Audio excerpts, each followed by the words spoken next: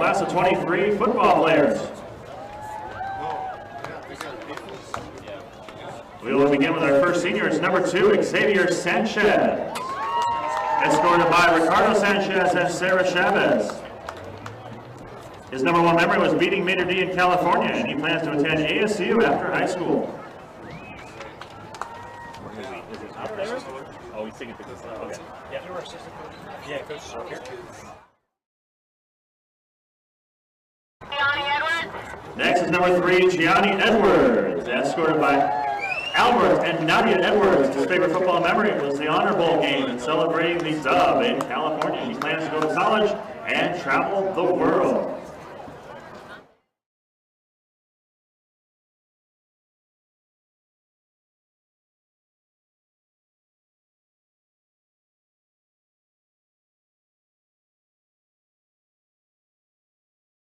Next is number 4, Cole Rowley, escorted by Kim, Mason, Gunner, and Lincoln Rowley. His number 1 memory was the Cal Lutheran game. After high school, he plans to serve a mission.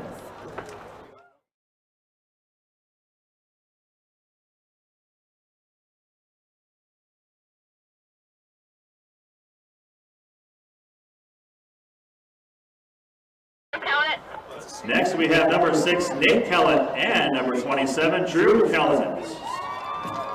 Each escorted by Keith and Heather Kellett. Their favorite memories were the California trip and beating Mater D.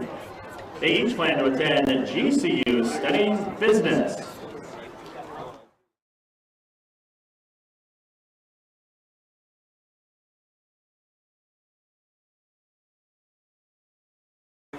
Next is number 7, Tanner DeMassa, escorted by brother Thomas DeMassa, parents Debbie and Tom DeMassa, Grandma Janice, Grandma DeMassa, and Larry Quintera. His favorite football memory was beating everyone in chess at every football camp.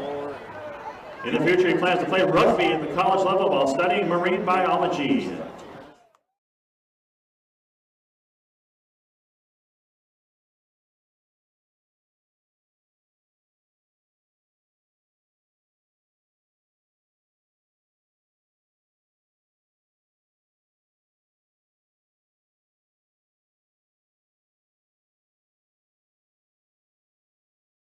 Next is number 8, Maverick Starks, escorted by Shara and John Markwell. His number 1 memory was going to California and being able to win and celebrate with his teammates after. Plans after high school is to go somewhere to play lacrosse.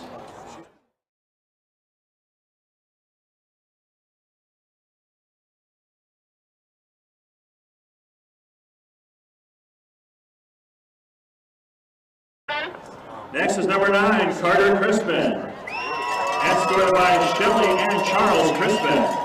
One of his favorite memories was his first high school touchdown, along with all the times he had with the team at football camp. He plans to attend college and make his family proud.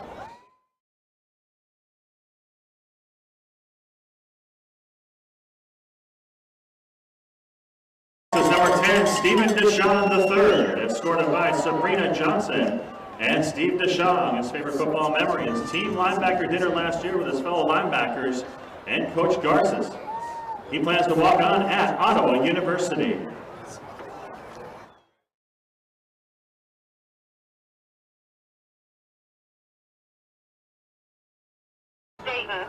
Next, number 11, Ammon Dayton, escorted by Jared and Trisha Dayton.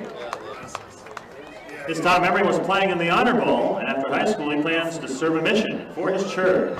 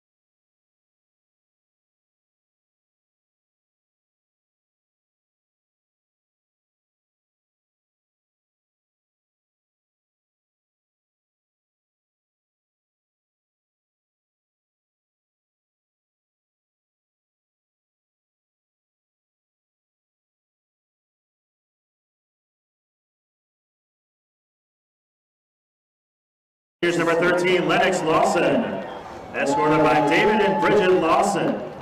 His top memory was this last camp as a senior when they played the basketball tournament and when he had his senior night out on the last day. After high school, he's committed to play football at Central Michigan University.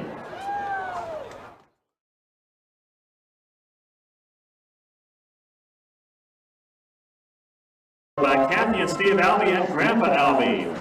His top memory was winning in California and making memories with his friends. He plans to attend college to become a nurse.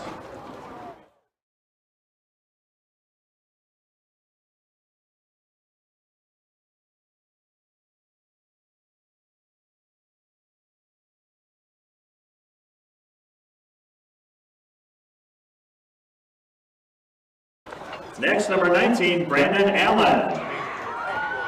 Brandon is escorted by Kelly Sacco. His favorite football memory was the whole California trip against Mater D Catholic. He plans to go to college in Texas.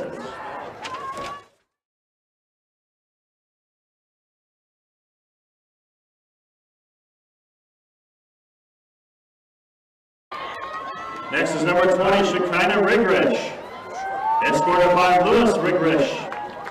Favorite football memory is playing photo roulette on the bus, going to away games. Accomplishments, Special Team Player of the Year in 2021 and honorary captain of the team in 2022. She plans to attend NAU for Finance on Lumberjack Award.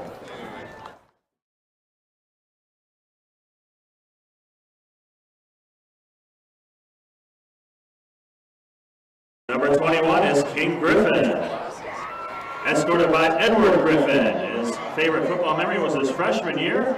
After high school, he plans to go to college.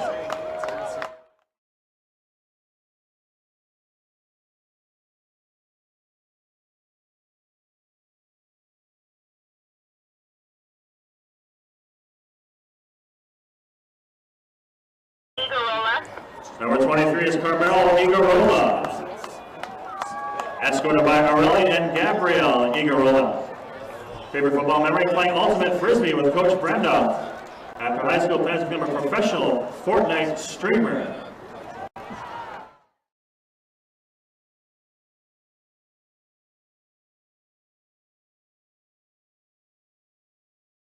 Number 24 is Jeremiah Aviles, escorted by Mom Olga Lopez and brother Jamie Diaz. His favorite memory was moving to Arizona and going to football camp for the first time. After high school, he plans to attend college.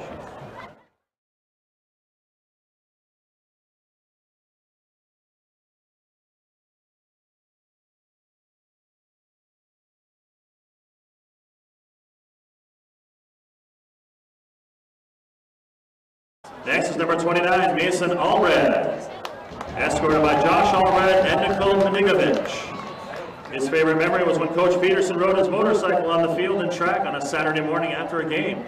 After high school, he plans to attend ASU and starting his own business.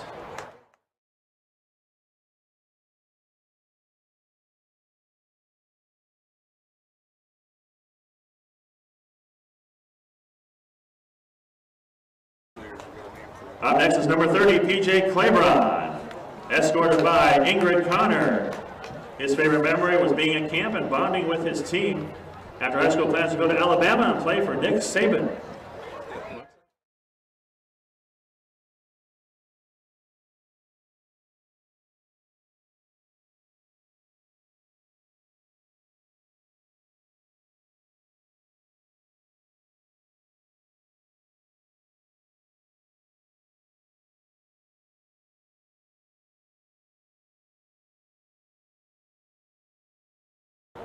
Next is number 32, Jacob Pineda. He's escorted by Cheryl Dinwiddie. His favorite memory was freshman year B team game against Basha. After high school, he plans to go to college.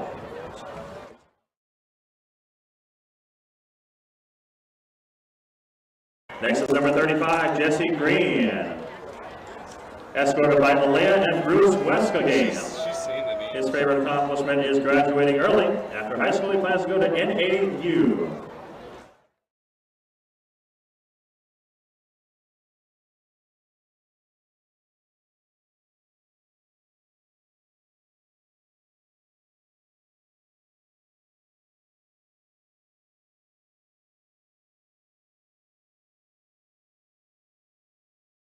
Next is number 40, Caden Foxcroft. Escorted by Rob and Rachel Foxcroft. His favorite football memory was when the team all went to the beach in California. Following high school, he plans to attend community college.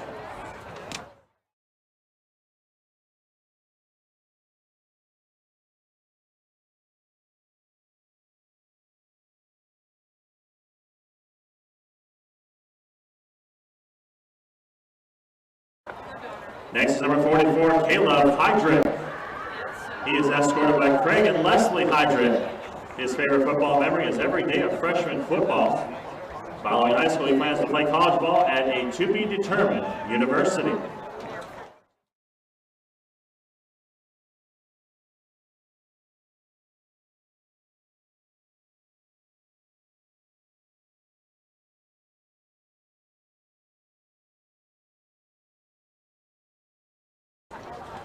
Up next is number 52, David Deshane. He's escorted by Brooke Deshane and family.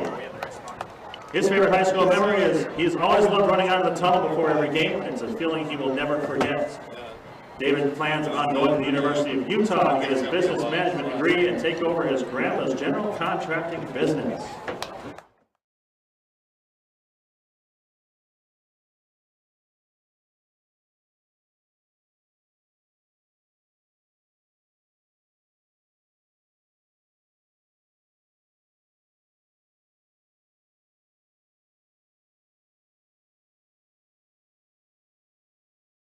Number 53 is Austin Whitney, escorted by Mark and Sarah Whitney.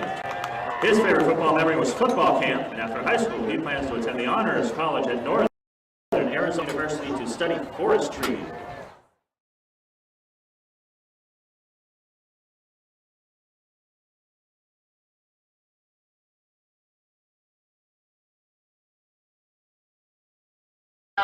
Next up, number 56, Jefferson Giles. Escorted by Corey, Libby, Jackson, and Jordan Giles. His favorite football memory was making lifelong friends through football, and he plans to play college football after high school.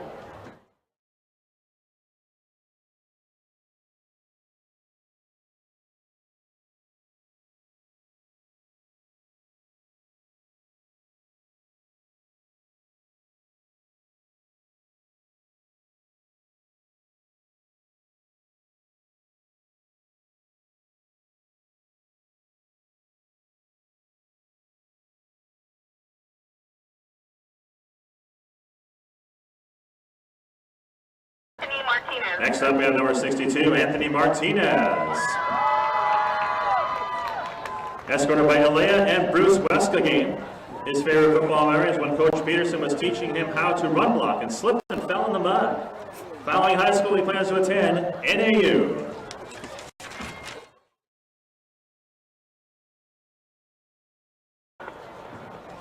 Our next senior, number 84, Jillian Calvo. Escorted by David and Geneva Calvo. His favorite football memory, meeting new friends and amazing coaches. After high school, he plans to go to trade school.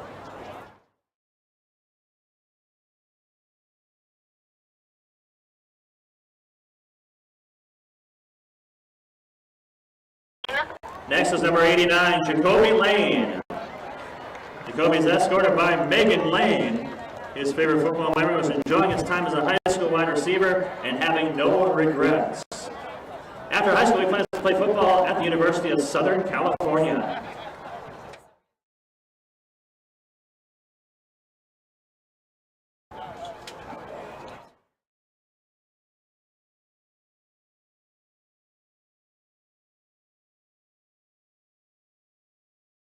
Next, number 93, Stephen Van Beekum.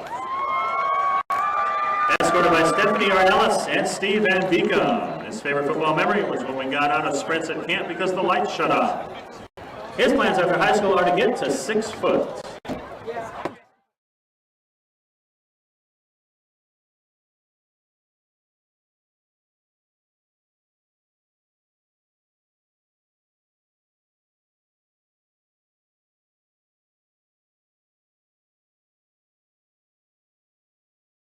Next up, number 98, Josh McElroy. Escorted by Mike and Gene McElroy. His favorite football memory was when his teammates carried him around after he sprained his ankle at Cam.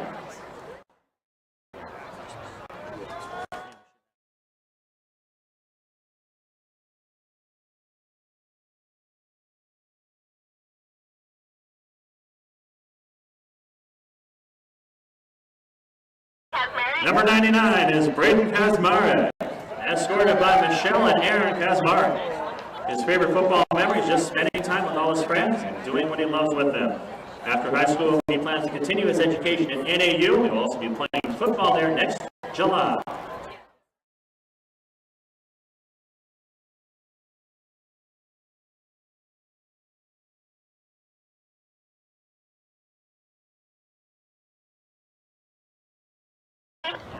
And the team manager is Charles Ritchie, escorted by Chuck Ritchie. His favorite memory is learning the game of football and has taught him patience and discipline. Thank you, Coach Leo. Following high school, he plans to study kinesiology at Northern Arizona University.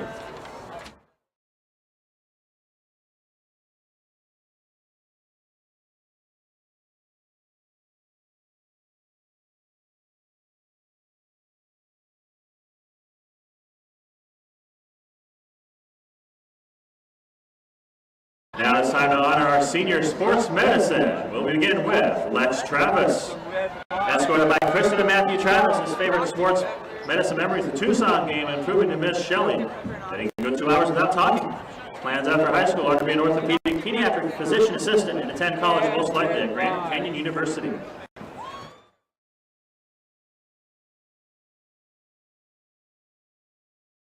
Next is Erica Bendon, escorted by Jill Bendon and Ken Bendon. Favorite high school memory is pretending to have Lego hands at dinner in California and talking about how fun it would be to be a Lego one day. Plans after high school are to attend GCU and get a bachelor's degree in nursing.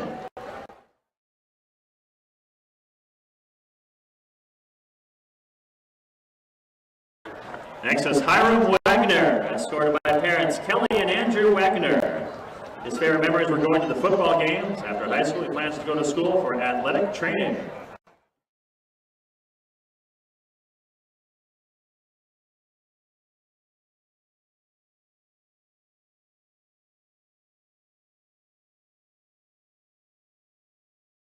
Next is Ryan Kelton, escorted by parents Susan and Scott Kelton.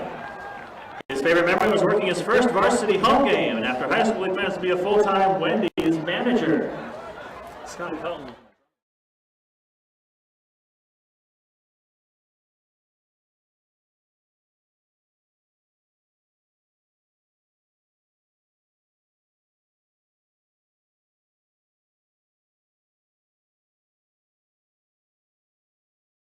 Next is Gigi Rassiopi, escorted by parents Mike and Barb Rassiopi and Miss Janie. Favorite high school memory, rolling down the hills of Hohokon Stadium with Erica at the varsity baseball games. After high school, plans to attend the University of Arizona for political science while pursuing a career as a commercial pilot.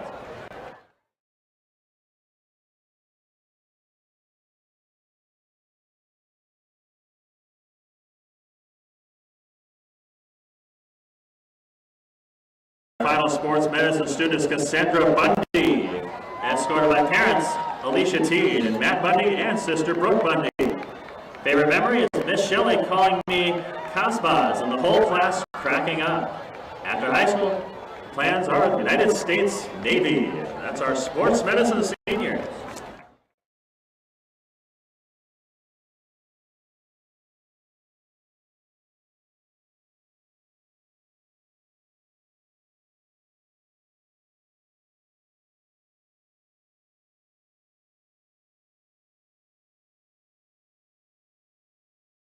Our 2022 class of 23 senior cheer.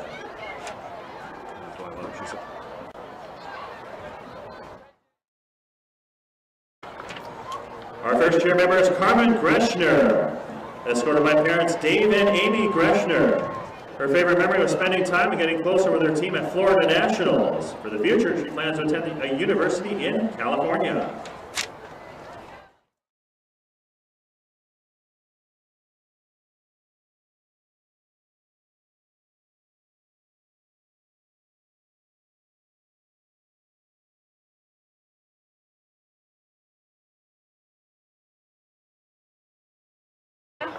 Next is Brooklyn Johnson, escorted by parents Nathan and Brittany Johnson.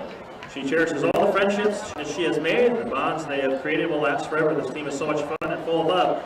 Coming into practice, working hard while still joking around is the perfect environment. She has nothing but love for all the girls. Her plans for the future are to attend the University of Utah.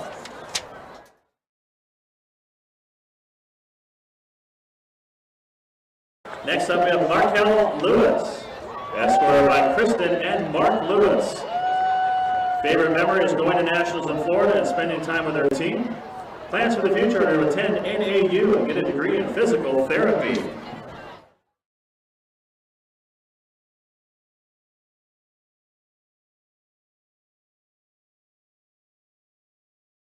Next is Cassidy McConaughey, escorted by parents Patrick and Jolene McConaughey. What she loves most about cheer is laughing with friends and stunting. For the future, she wants to serve a mission for the Church of Jesus Christ of Latter-day Saints and travel the world.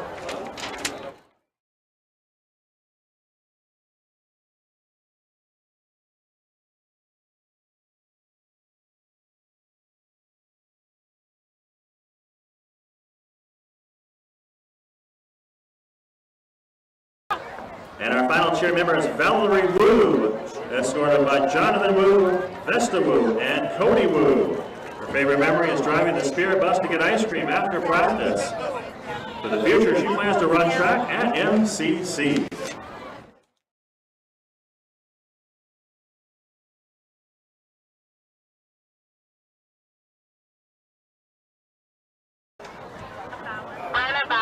It's time to honor our varsity prom members. We will start with Brenna Bauer, escorted by Jay Bauer and Amanda Bauer. Her favorite memory during prom was probably when they went to UDA camp. It was her first time really learning about prom and learning a new style of dance. For the future, she wants to dance for a professional sports team while attending college. After college, she would like to become a flight attendant and travel the world.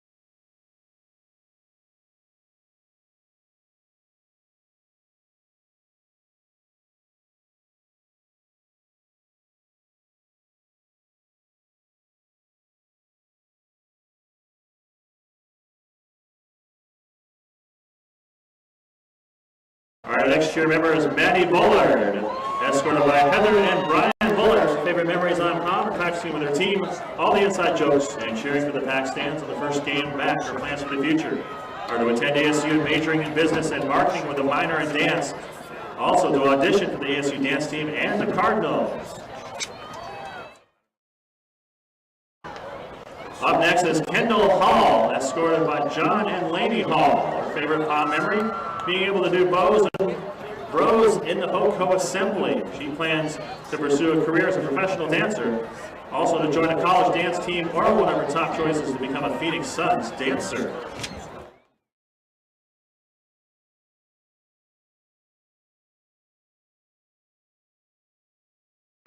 Up next is Maya McCann, escorted by Jenna and John McCann.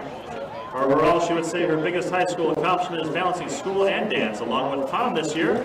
Her schedule is super busy, wouldn't have it any other way. She's also grateful to be able to do so much of what she loves. She plans to attend ASU in the fall, majoring in business, as well as continuing to dance training and pursuing teaching dance more seriously. Overall, planning to do what makes her the most happy and leading a life she is proud of.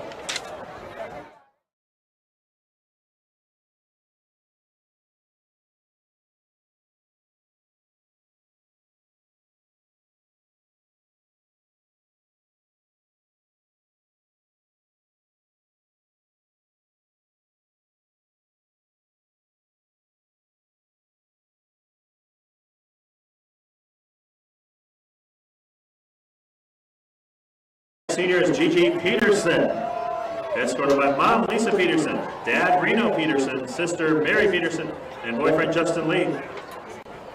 Favorite memory was hurting her ankle the week of nationals in Disneyland. Plans for the future to join the military and attend GCU to get her degree in nutrition.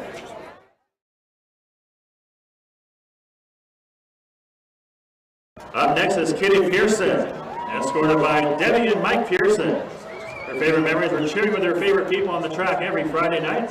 In the future, she plans to attend the University of Utah to study architecture and design.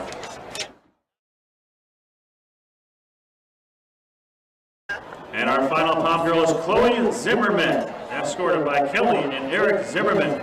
Her favorite pom memory was going to UDA camp at Grave Lodge with the team. Her plan for the future is to go to school to become an elementary school teacher and one day open her own preschool.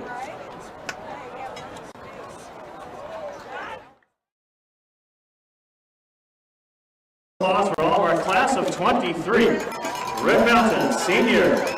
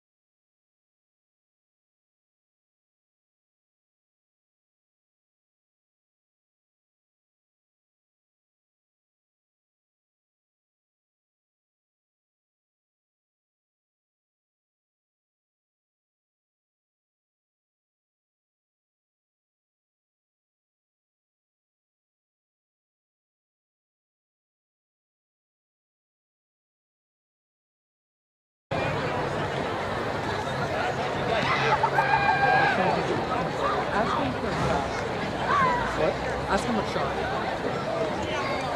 What shot? Well, we should be due for a shot. American.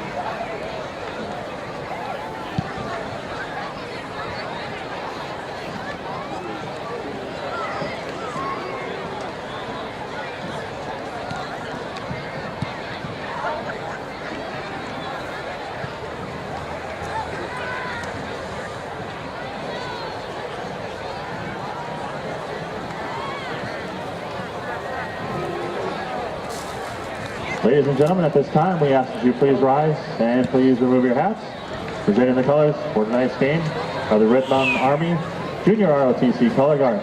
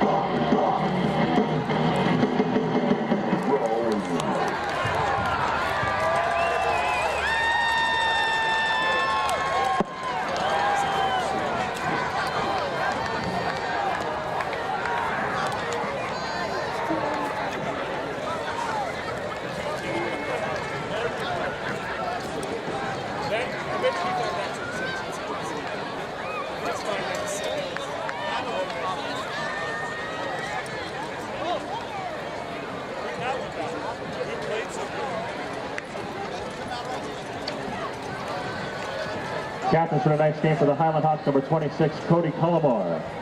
Number 45, Cash Cullimore. Number 54, Gunnar Ridge.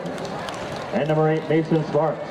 Captains for Red Mountain, number 7, Tanner DeMassa. Number 8, Nav Starks. Number 9, Carter Crispin. And number 56, Jefferson Giles. Meeting for the coin toss with tonight's officiating crew.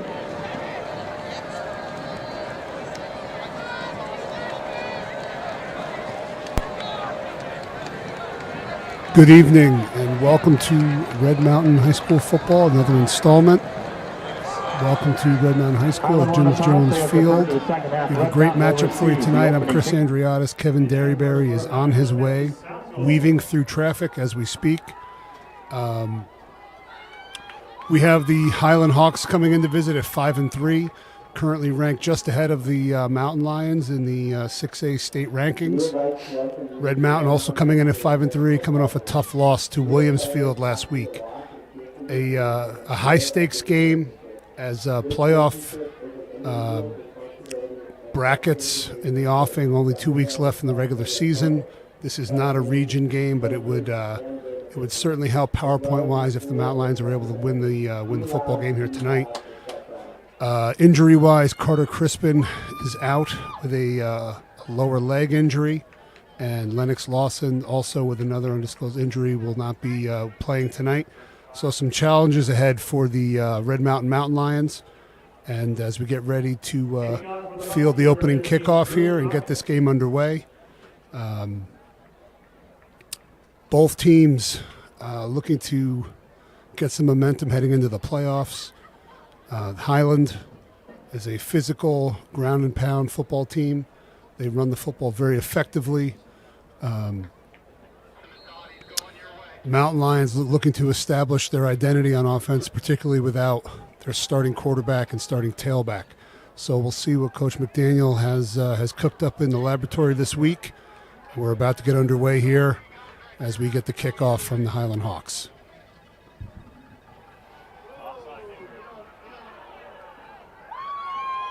They go onside right off the bat, and it looks like the Hawks have recovered it. They went with the short blooper kick, and they recovered the ball, and now they've stolen a possession, and the possessions are key because the Highland Hawks will run out the clock and ground and pound offensively. So the challenge now to the Red Mountain defense to step up and make a stop early in the game here.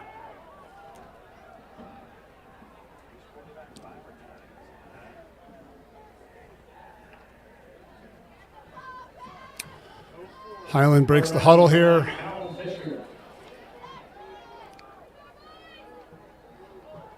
Shift looks like they have an extra offensive lineman in the game and an H-back.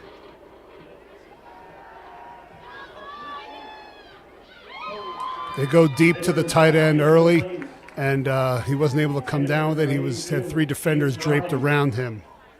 The quarterback, number 9, Kalen Fisher, getting the start tonight for the Hawks. He was trying to hit Hayden Daughtry, the sophomore 6'4" tight end, but he was unable to come up with it. So 2nd and 10 here for the Hawks. They come out in a spread set, 2 wings, shotgun formation, motion again to trips. A little swing pass to the back. He's able to pick up about 5 yards.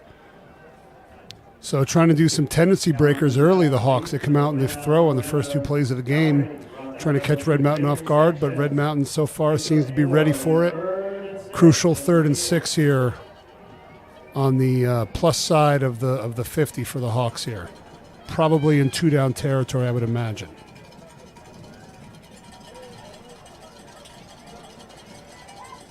Fisher back to take the snap. Another motion man. Red Mountain sends a blitz. And it looks like they were able to convert right at the sticks there for a first down and see where they spot the football. And it is, in fact, a first down for the Hawks. And it looks like they're going tempo here. Picking up the pace, getting lined up right away, trying to catch Red Mountain off guard. Fisher gets a snap. Handoff to number 29, and they're able to corral him, but there's a flag on the field. Alexander Falagrady was the ball carrier there.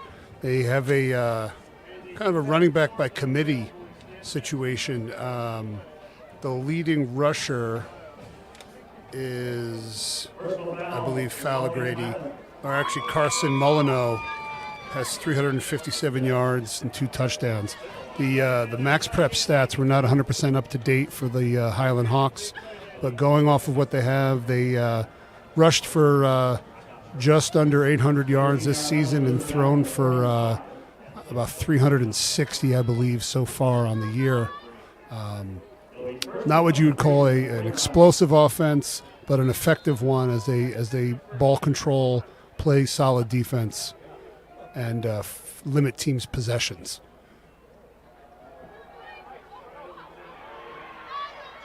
Fisher with a big completion behind the sticks there gets them right back into a manageable 2nd down. Looks like it's going to be 2nd and 6. And the tempo is a big change-up also for the Hawks. So they're going up tempo. Another handoff to Falgrady, and the ball's out. And the Mountain Lions have recovered. That's a very timely fumble recovery there for the Mountain Lions. They get the football back. Great play there to pop the ball loose. And now Red Mountain has the football, and they were able to stymie the Hawks on that opening drive. Kyle Heap gets the start tonight at quarterback. You know, very big for him to be able to get the snaps all week in practice, as Carter Crispin did not practice this week. So he's looking to step up and make some plays for his team and fill the void of Crispin's absence here. Heavy set for Red Mountain to open. Fly sweep to Jacoby Lane around the edge. They have him corralled pretty good. He only picks up a yard or two.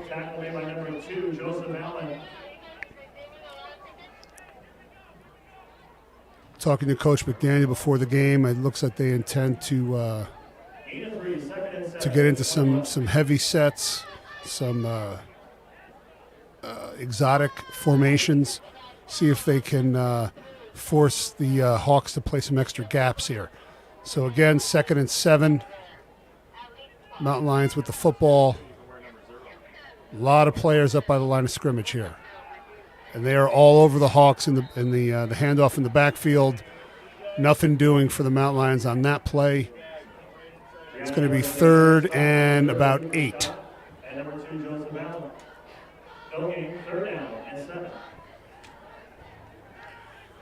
Gianni Edwards gets the start tonight at tailback for the injured Lennox Lawson. 3rd and 7 here for the Mountain Lions. Let's see what Coach can dial up here. It's a cool night tonight. I don't know if that affects how the ball's going to be thrown. 2 receiver set here to the wide side. Motion for B-Dubs, Bodie Wagner. And Heap's going to run with it. And he's got some room, and I think he falls forward, and he's got a first down. Great scramble there. He's able to protect the football and keep the chains moving, and that's really what they're asking him to do this week is take control of this offense and manage the game. Keep the chains moving, keep getting positive yardage, staying on schedule, as they like to say, and keep this offense rolling. It was a good start here. First down at the 30-yard line for the Mountain Lions.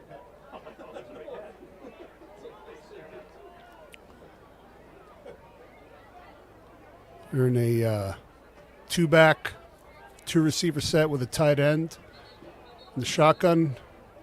And we have a timeout here from the Mountain Lions. Coach Enders wants to make sure we're all on the same page.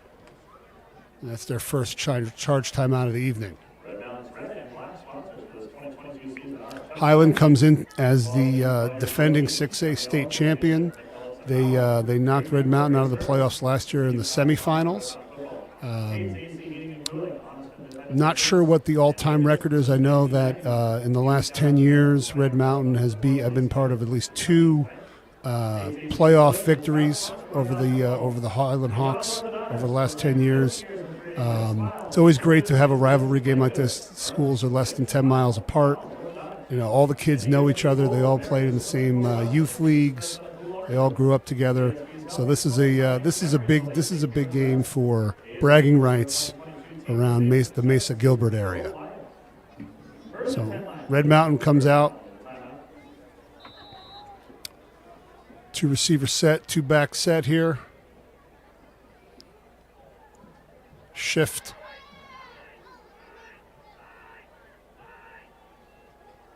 Looks like it's a toss to Edwards.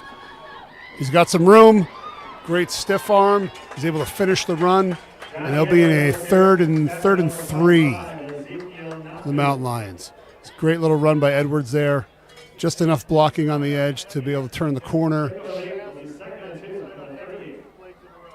Oh, excuse me, it's 2nd and 3.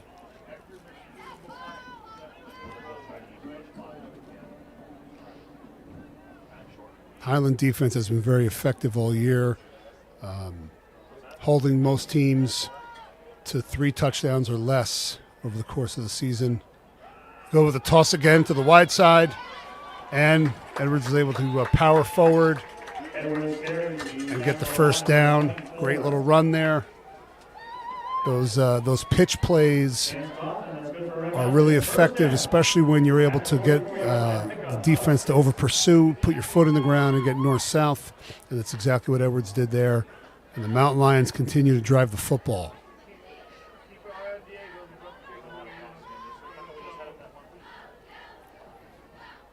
Heavy set here. Big hole for Edwards. He's able to punch it through to very close for another first down. Looks like they're going to mark him just short. That looked like an ISO play with the fullback leading through. That play has been around for as long as there's been football, and it still works to this day. Great little run. ISO, or what we would call Bob, back on backer. Here we go, another heavy set for the Mountain Lions. And they go toss again. Edwards, he fumbled the football, and it looks like the Highland Hawks have recovered.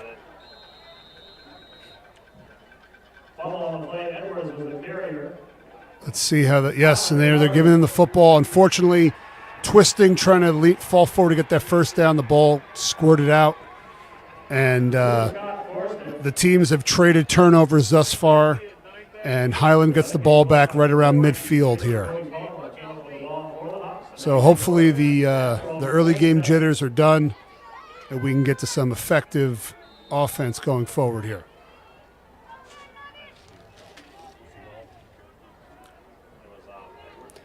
Now, if I was Kevin Derryberry, I'd be giving you height and weights for all the starters here, but I'm not. I don't have all of it in front of me. So hopefully I'm entertaining enough that you're not turning me off. Fly sweep up top to high. Oh, makes a couple broken tackles, and he's gained about 25 yards on that run. That was Cody Cullimore, the junior, 5'10", 160. 21 yards will be first and 10 at Red Mountain 32. So Highland comes out with the explosive running game, running attack. Now Red Mountain needs to stiffen up here as they get close to the red zone here.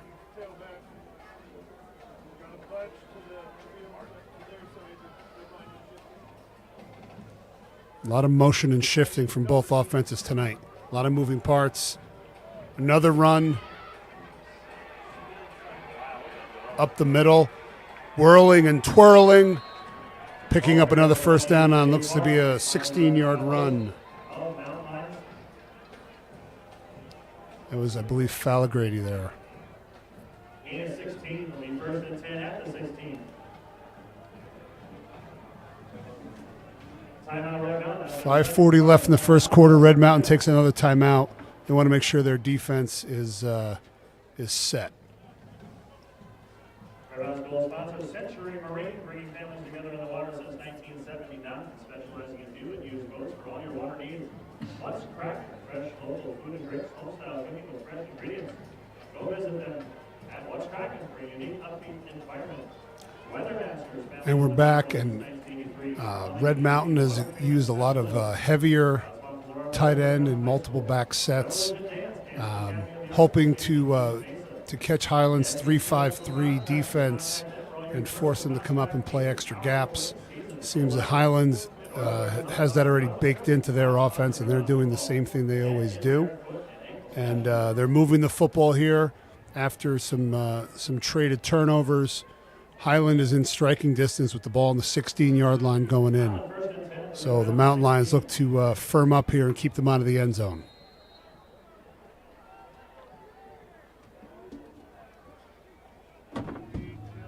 Heavy set here on the left hash. Off tackle run to Fallagrady. He's able to pick up about 4 yards there. And it'll be 2nd and 6 from about the 11-yard line, it looks like.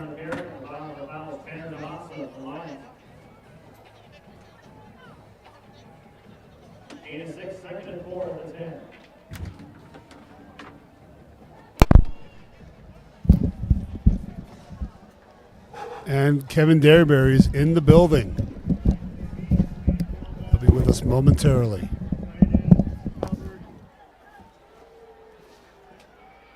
Oh, play action. Fisher just out of the reach of a target in the end zone. And it'll be third and 5 here from the 11. 3rd down and 4. Mountain Lions standing pat here. Those balls will be the receiver on the previous play. Here's the quarterback. What's that? Here's the quarterback.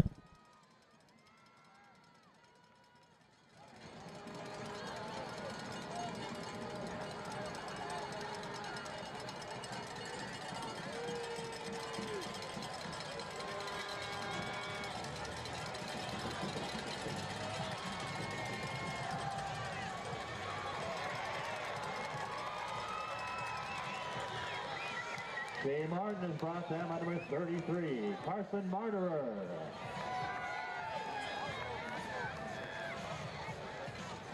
No gain, 4th down and 4.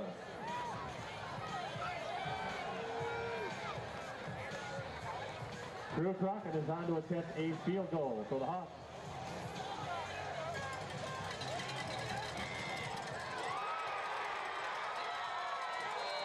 A 27-yard kick is blocked. Rolls through the end zone. That'll be a touchback.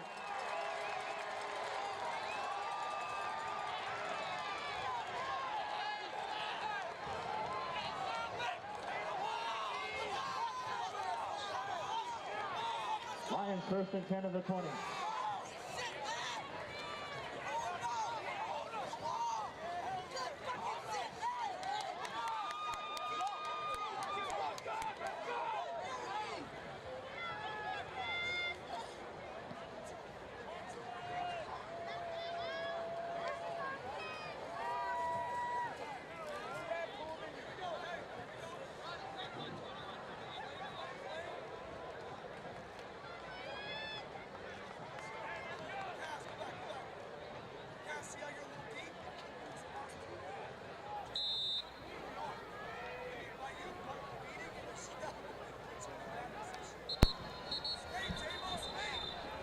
A very pleasant good evening to you as we welcome you inside the Parker & Sons press box on the campus of Red Mountain High School. I'm Kevin Derrybear alongside Chris Andrianis. And Chris, appreciate you for bringing the audio to you. It's a scoreless ball game, 4:19 to go in the first 12. And for the Mountain Lion defense, they stand on their head on that last drive as they turn the football over. And then the defense was asked to make a stop, and they got the blocked field goal. And here we are. It's Kyle Heap, the starter at quarterback. I'm sure Chris had filled you in. Red Mountain playing a little bit short-handed here tonight. Looks like Jacoby Lane's going to take the snap out of the Wildcat. It's Jacoby Lane breaking a tackle at the line of scrimmage as Jacoby takes it across the 20 out to the 25-yard line before he was taken down by Mason Sparks and company. Highland enters play with a record of 5-3, led by their head coach Brock Farrell, now in his 6th year. And for Red Mountain, they too at 5-3, Chris. And it is, let's be honest, when you're shorthanded, no Carter Crispin, no Lennox Lawson tonight, and you ask the reserves to have the game of their lives, this is their opportunity. It is, and it's a great opportunity. And, it's very important that the Mountain Lions had some success tonight going into the playoffs within 2 weeks. As Jacoby Lane takes the direct snap, once again, Jacoby running out of the Wildcat. And Jacoby needed 6 yards to move the chains, and he got himself 7 yards. So 11 yards rushing on 2 totes for 89, Jacoby Lane, as Gianni Edwards makes his appearance here. Kyle Heap back on the field. For Red Mountain, they're wearing their Cardinal pants with their black jerseys tonight. It's senior night 2022 here at Red Mountain High School. I am delighted to be with you. Chris, I needed a helicopter to get here from Arizona Christian University, where we just saw the #1 team in the nation win 82-78. Absolute, nice. Just an incredible game as Gianni Edwards gets the call here, running left all the way. And for ACU, you look at those guys up front, Chris, I'm not sure if you've already shared the information, but the left tackle tonight is Hector Martinez, 6'5", 310. Our left guard is Austin Whitney, 5'9", 215. The center is Anthony Martinez, 6'3", 295. The right guard, Weston Hancock, 6'5", 270. And then the right tackle, Jefferson Giles, all-region second-teamer. He is the man on that right side.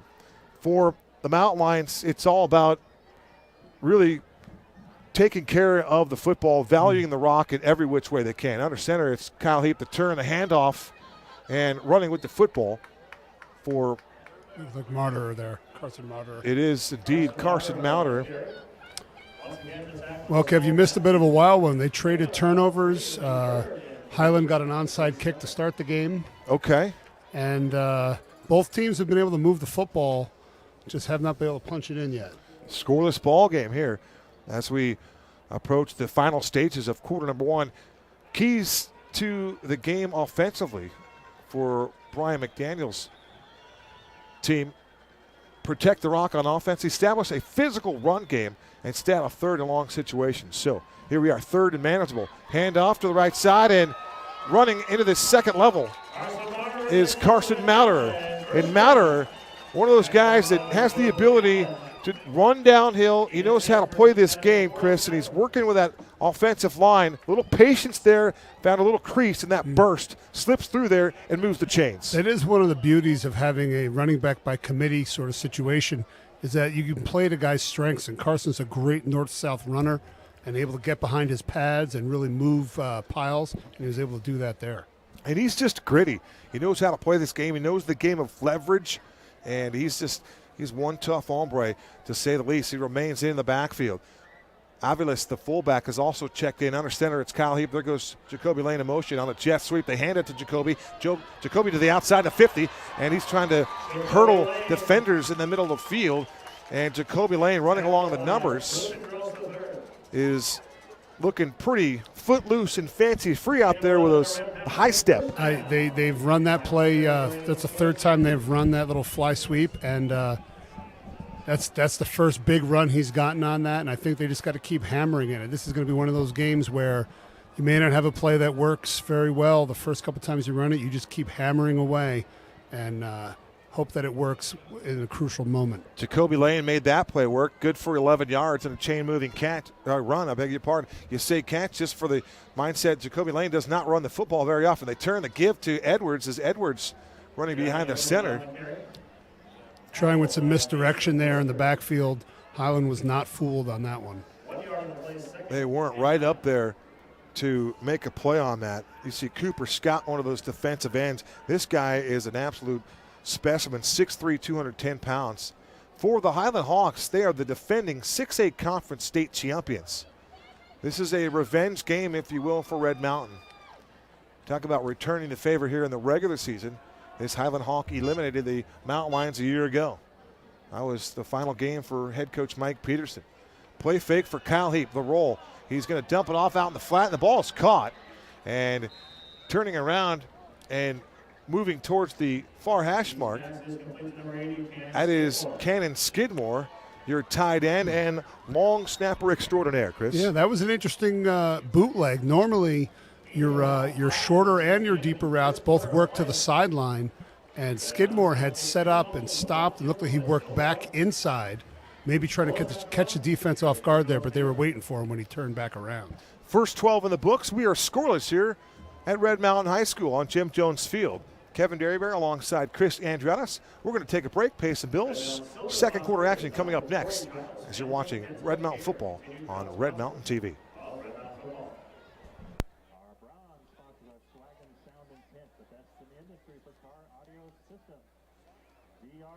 Painting homes and communities in the valley since 2003. They are currently offering a 10% donation to the team for any new jobs in the Red Mountain area. Red Mountain's topper sponsors are Brock Asset Management. For all your financial planning, contact Brock Asset Management. Costa Oil. Visit them for your 10-minute oil change. No appointment necessary. Mention Red Mountain Football for a 10% discount off all services at Costa Oil. Alpha Auto Detailing. Football alumni owned and operated. Contact Alpha Auto Detailing to have your car looking like new. And Superstition Army Recruiting. Proud supporter of Red Mountain Football.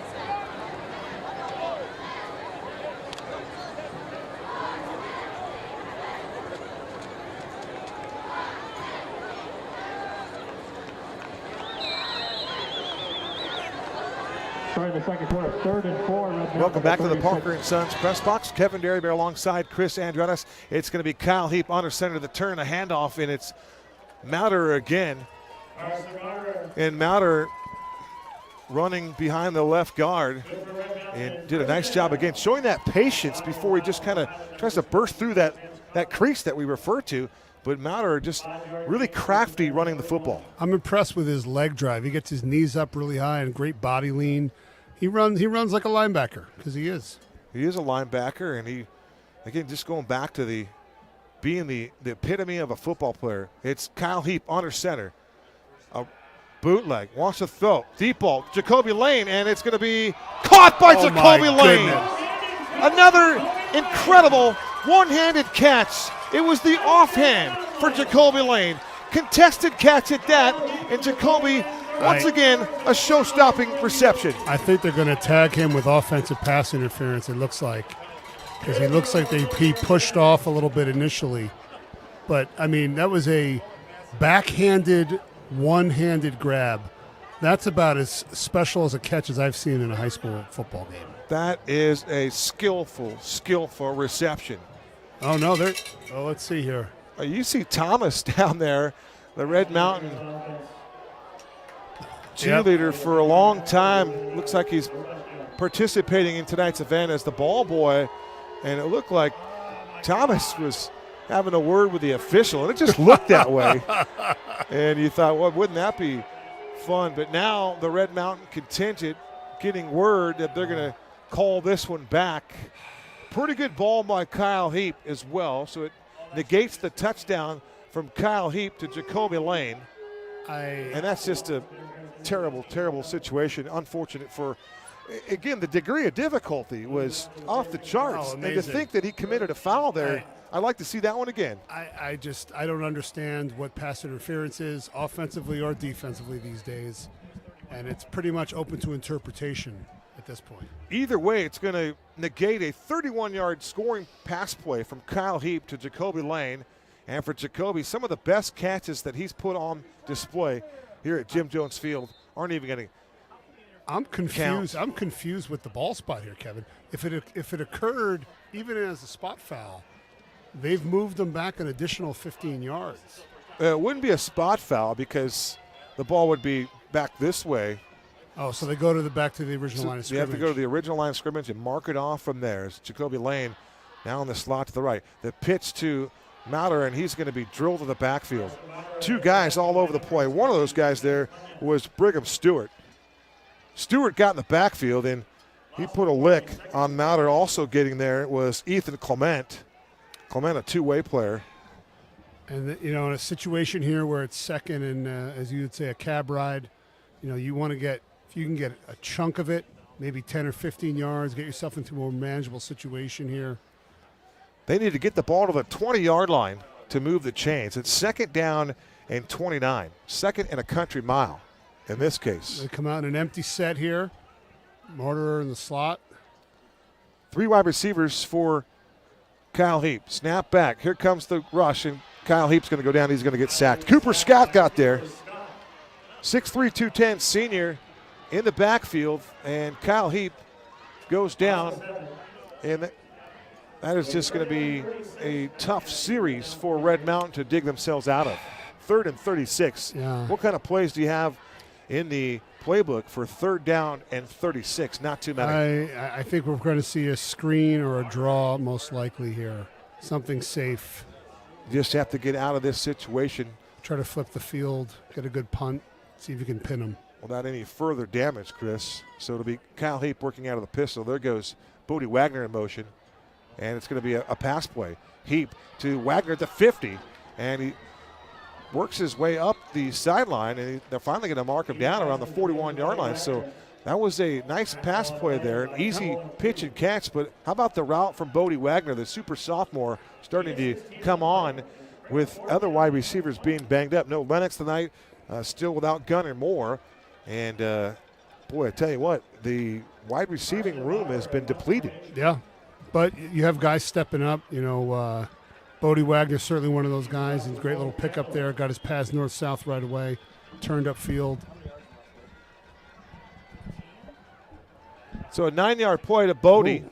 And Maurer comes on and knocks this punt inside the 20-yard line. For Carson, he had a 50-yarder a week ago. And it's a nice job when Maurer can flip the field. And, again, as challenging as this start has been for Red Mountain, all the goals are still right there in front of this football team. Oh, yeah. I mean, if you had told me that they'd already have a called back touchdown, an onside kick that was recovered, and a turnover, and it'd be 0-0 in the second quarter, I think they'd take it.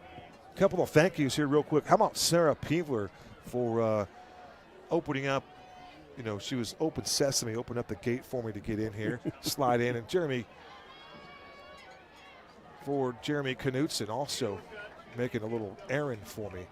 Appreciate all the help as the community here in East Mesa picking things up for KDB. Inside 9 to play in this second quarter. Still a scoreless ball game. Snap is back, and it'll be a run play. Running the football for Highland is their tailback. This is Jay Martin. Martin, 6 foot 190, just a junior. And Chris, I look at the size, 6 foot tailback. Can't teach that. You start to see cornerbacks that are 6'2" and above, but you see a 6 foot running back. We go back to Eddie George back in the day. That's just a big, bruising kind of dude.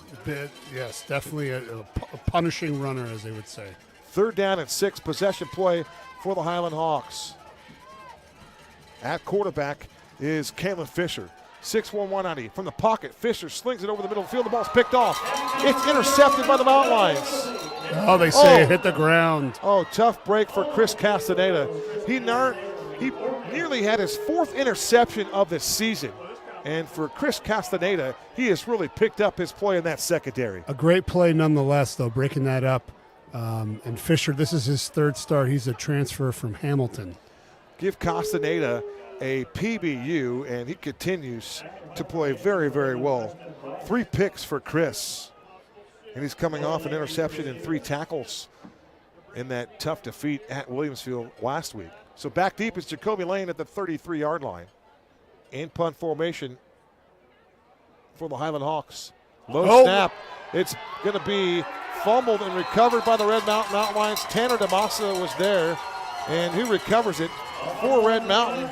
That is Champ Jennings. How about the special teams making a play here for the Mountain Lions? I think they felt like they had to redeem themselves after that opening kickoff. So they come out and they get a muffed punt, snap back there, and now they got the ball on the 10-yard line going in. You got to punch this in here for the Mountain Lions. Keys of the game defensively, Chris Andrew. Let's go ahead and read them off for us. Stop and contain the run, no big plays at 25 yards or more, and create a turnover. There you go. KDB popped that one in there. That was an add-in, and there's your turnover right there. Granted, it would have been perhaps a block punt or a short field, but either way, Coach Enders will take this. How about a drive that begins on the 9-yard line? 1st and goal to go for Kyle Heap. No, it looks like it's Jacoby in the backfield. It is Jacoby Lane. Jacoby takes a snap. Jacoby lost his footing for a second. He changes direction, works right up the middle of the field. And finally, he runs into Cooper Scott, the big fella. I just mentioned his attributes. 6'3", 210-pound senior. He wears number 0, an honorable mention player last year in the 6A conference. Anytime you're honorable mention in the conference, that is just that's quite an achievement, don't you think, Chris? Absolutely. I mean, all regions is certainly one thing, but if you're recognized by the entire conference as honorable mention, as Cooper Scott was, and as Jacoby Lane was a year ago, that is high praise. Jacoby will line up to the right. He's the single receiver. 12 personnel here for Kyle Heap under center. The deep back is Gianni Edwards. And there goes the tight end in motion. It's going to be a naked boot for Kyle Heap to the 10, to the 5.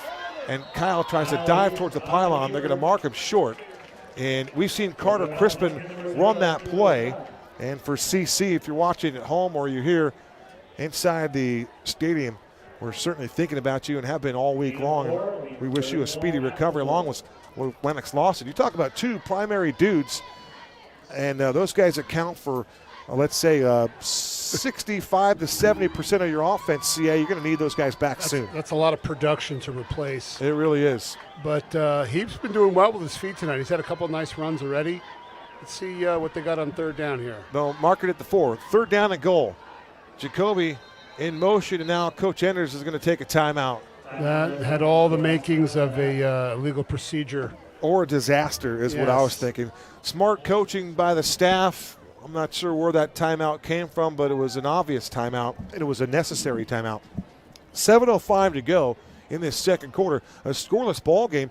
But Highland last week, they took on the Pinnacle Pioneers, who right now are still in the top 10 in the open division rankings. And for a team in the Pinnacle Pioneers, Highland smoked them 25-0 a week ago. Yeah, it's a huge win for them.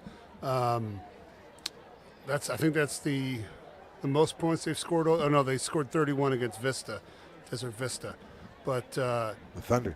yeah, not a high flying offense. They want to control the football. They want to limit your possessions, and winning the turnover battle is crucial. And obviously scoring when you have the opportunity, and they must punch it in here. I wonder if Coach Enders goes for it if we don't convert this third down here. Why not? 4 down territory. You've got nothing to lose at this juncture. 3rd and goal from the 4. The deep back is Carson Mauter under center. It's a pitch to Mauter. Mauter gets to the 5, and that's it. Nothing doing for this stout Highland Hawk defense. Chance Coffin got there defensively, a two-way player for the Highland Hawks. Coffin is an absolute dude, and he got lower than Mauter, so this is a 4th and goal. And the answer to your question is, after that tackle for a loss by Coffin, Coach Enders has elected to go for it. Tavion Sewing has checked in the ball game. Bodie Wagner in the slot to the left, and you've got a jump ball situation here on the near side with Jacoby Lane if you want to take it. Working out of the gun will be Kyle Heap. Snap is back. He looks towards Kobe. Jump ball. The pass is too tall. He's not going to catch this one. And unless there's a flag, the Highland Hawks are going to get the football back on a turnover on downs. Normally they take the Lions head down after the after the opener. We can't really see the corner of the end zone there. We couldn't see anything, but what we did see was the pass was too tall and too far out of bounds. Jacoby really didn't have a chance to do anything spectacular. There was no show-stopping catch going to be on that throw. If you overthrew Jacoby, that's quite an overthrow because he's. Well, you saw the one-handed grab he had last week at Williamsfield, a 45-yarder.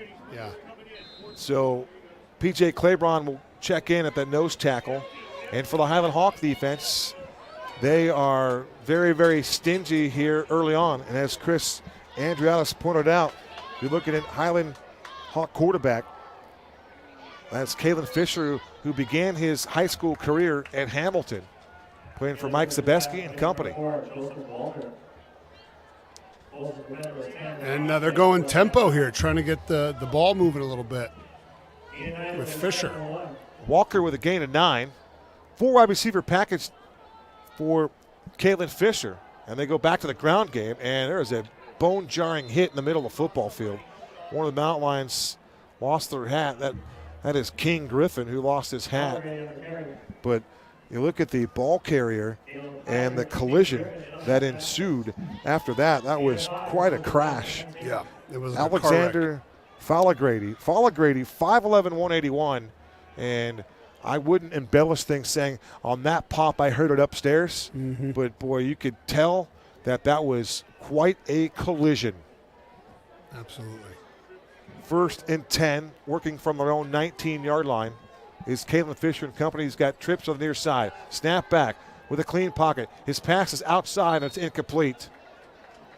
Tanner DeMassa was on the edge, providing the coverage. Intended target for the Hawks was Greg Toller Jr. And for Toller Jr., 5'7", 156-pound sophomore, and I believe his pops plays in the National Football League. Oh. And I believe his dad plays for the Cardinals. I could be mistaken on that. Maybe he played for the Cardinals at one point. 2nd and 10 for the 19-yard line against Fisher out of the gun. Fake handoff. His pass is incomplete. He's trying to thread the needle on a slant. He's a good-looking kid for a sophomore. He's every bit of 6'1". He has a lot of very live arm. Lot of potential in that young man. Mason Sparks, the intended target, but the pass was a fastball. It was just too much for Sparks to run into. 3rd down at 10. Possession play for this Red Mount defense. Playing offensive coverage is Tanner DeMasi. He's not rushing the quarterback. Fisher rolls to the far side, has a lot of real estate, and his pass is, again, intended for Mason Sparks, and it's incomplete. Coach Enders short-handed here on both sides of the football. Chris has to be kind of clever, be creative, and do some things differently tonight. And you saw in that last play, typically the edge rusher and Tanner DeMasi, he's your team sack leader, played back in coverage. We've seen that on a couple occasions now tonight. Yeah, we've seen a lot of tendency breakers from both teams. I think Coach Enders is playing a little bit more conservatively, perhaps, knowing that they're not really a passing team, and that any kind of passing down is going to be something they're really not comfortable with. Last year's Hawk championship team was all kinds of teams. This punt is blocked. The punt got blocked, and the Mountain Lions are going to pick it up. I believe Carson Mounter was in there to block the punt, and Red Mountain is going to recover the football on the far side. Multiple flags. Elijah Albee with the recovery, and there are all kinds of flags coming out after the play was over. And let's see how these officials call it, because those were dead ball fouls at this point. But Mounter and this special teams unit got back there and blocked the punt. And for the second time tonight, Brock Farrell's special teams unit on the punt team is in disarray right now. Let's see, they're calling a personal foul on the Mountain Lions. The question is, will they give them the ball back? Well, they definitely are going to get the football, because it was fourth down, the punt was blocked, and it should be a change of possession. Yeah, I think you're right, Kevin. They're gonna spot the ball back. So really not that detrimental, other than a loss of 15 yards. It's still 1st and 10. Unfortunately, we don't have enough information up here to kind of discern the call. You got black and Cardinal jerseys all over the place in celebration mode. I don't know what the infraction was other than a personal foul. Handoff, they run it to Edwards, and Edwards gets to the point of contact, and again, a big-time impact at the line of scrimmage for Gianni Edwards. And all those white shirts down low, Chance Coffin and company. Also down low was Ethan Clement. Yeah, running into the teeth of that defense is going to be tough sledding, trying to go up the middle between the tackles. No gain for Gianni Edwards. Inside 5 to play till halftime. Scoreless ball game here from Jim Jones Field on the campus of Red Mountain High School. I'm Kevin Derryberry alongside Chris Andrianis. Jacoby Lane is in the slot to the right. Bodie Wagner to the bottom of your screen as they shift. Play fake again. Penalty marker down. To the air, it's Kyle Heap, and that pass is thrown low, and it was at the ankles of the intended target. Bodie Wagner was back there, the sophomore, as he goes back to the huddle. Some good sportsmanship being displayed by Bodie Wagner and the Highland Hawks, Cody Cullimore. And how about Cody Cullimore, 155-pound junior, plays 3 positions, does Cody. But all those Cullimores at Highland High School, they just keep producing the Cullimores, and each and every one of them are outstanding. They had a holding call there from Aviles on the edge that kind of set them back a little bit. So the fullback gets his hands caught in the cookie jar. 2nd down and 12 from the Highland Hawk 33-yard line. Red Mountain had a 1st and goal and couldn't cash it in. And Edwards decided to leave a little early. He gets back. Heap surveys, throws outside, and the ball is caught. I don't know how he came down with that. Jacoby Lane made the reception. That ball should have been intercepted, and somehow or another, with a little velocity on that football, that Jacoby Lane was able to leap up and haul that one in. Perhaps he stole it from the defensive back. I believe he did. He reached right up and took it away from him. That is a acrobatic catch again by Jacoby Lane. Jacoby is at the point now where everything that's thrown his way is some sort of a special play, a circus catch, an acrobatic play. He has been remarkable. He's in the slot to the left for Kyle Heap. There goes Bodie Wagner in motion. Snap back. This is another bootleg for Kyle Heap. Makes one man miss. Can he make the second man miss? And he throws it away. And Heap gets decked, applying the pressure on the outside with the defensive end, Cooper Scott. And they really miss an opportunity. The Highland Hawks should have grounded Kyle Heap on that play. those throws under duress are always a little scary. You know, you can't really get your full body behind the throw, trying to get it out of bounds, get it away from any defender. And it looks like they're going to go here, Kev, on 4th down. Well, yeah, in this kind of game, it's anybody's ball game at this point, and can any offense make any plays? Jacoby in the slot to the right. Checking in for Red Mountain is Brandon Allen. The quarterback is Kyle Heap. He has Edwards flanked to his right. And now there's going to be a procedure penalty on the Mountain Lions. This is something that we saw too much of last week, Chris. I think they were trying to draw them off sides, and I think they just did it one too many times, and they jumped. That's a killer. But it does have a playoff game kind of feel, doesn't it, Kev? Well, boy, I'd like to agree with you on that, Chris, but I don't feel it just yet. I see too much. Maybe not the execution. Yeah, the execution is lacking. I feel like both teams are laying it all out there in a fashion that there is no tomorrow. Don't disagree with that. Kyle Heap works from the gun now. 4th down and 9. There goes Allen in motion. Snap is back for Kyle Heap. He's got a clean pocket, plenty of time, and his pass is thrown to the far side. It's going to be caught, but he will be short of the necessary yardage to move the sticks. Brandon Allen makes the catch. His 6th reception of the season, and unfortunately, his route didn't carry him past the. And I would ask the question, why run that route?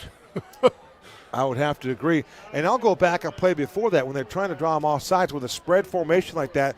I think you're set up for some challenges. I like to get a little bit tighter formation and try to work it there and work that hard count with that real emphasis that, hey, we're going to run the football here. You better be ready. And it just didn't work out, unfortunately. No, it did not. 1st and 10 for the Hawks now. Back and forth. The one thing about this football game since I've arrived, Chris, is it's been on one side of the field, and that's been the Red Mountain side of the football field. So at one point, there's a play out there for somebody to make. I think it's very frustrating for Coach Ennis at this point. They've made some phenomenal special teams plays, and they've been unable to come away with any points. So Jay Martin runs it for 6. Now Fisher wants to set up a screen, and the pass is incomplete. Fisher was going right back to Jay Martin, the 6-foot tailback, and unfortunately this pass, no rhythm to it, no loft to it, and just go back to the original question about the playoff atmosphere. Maybe it is. The ambiance is outstanding, no doubt, on senior night, and I think the fans are revved up, but the play has been a little herky-jerky. The execution feels like opener. And there was an opener in the middle of the field for the Highland Hawks, and running the rock was Eli Kirby. Kirby, one of the stable of running backs for Coach Brock Farrell, as Kirby just gashes off a 12-yard run as he takes the ball to the 42-yard line. 1st and 10, Highland. Having watched Highland's film, I don't think they're interested in winning pretty. They don't mind an ugly win. They just want the win, and they'll do whatever they have to do to make that happen. Well, when you got some of the studs that they have up front, you can understand that. They've got a lot of guys that they can rally around, including all-region performer Caleb Lomu. Lomu, 6'5", 250-pounder. That's like Chris Andriotis kind of size right there. I haven't been 250 in a long time. Okay, not the weight. There's a quick pass, a slant complete over the middle of the field, and making the reception. It looked like it was Sparks once again, Mason Sparks.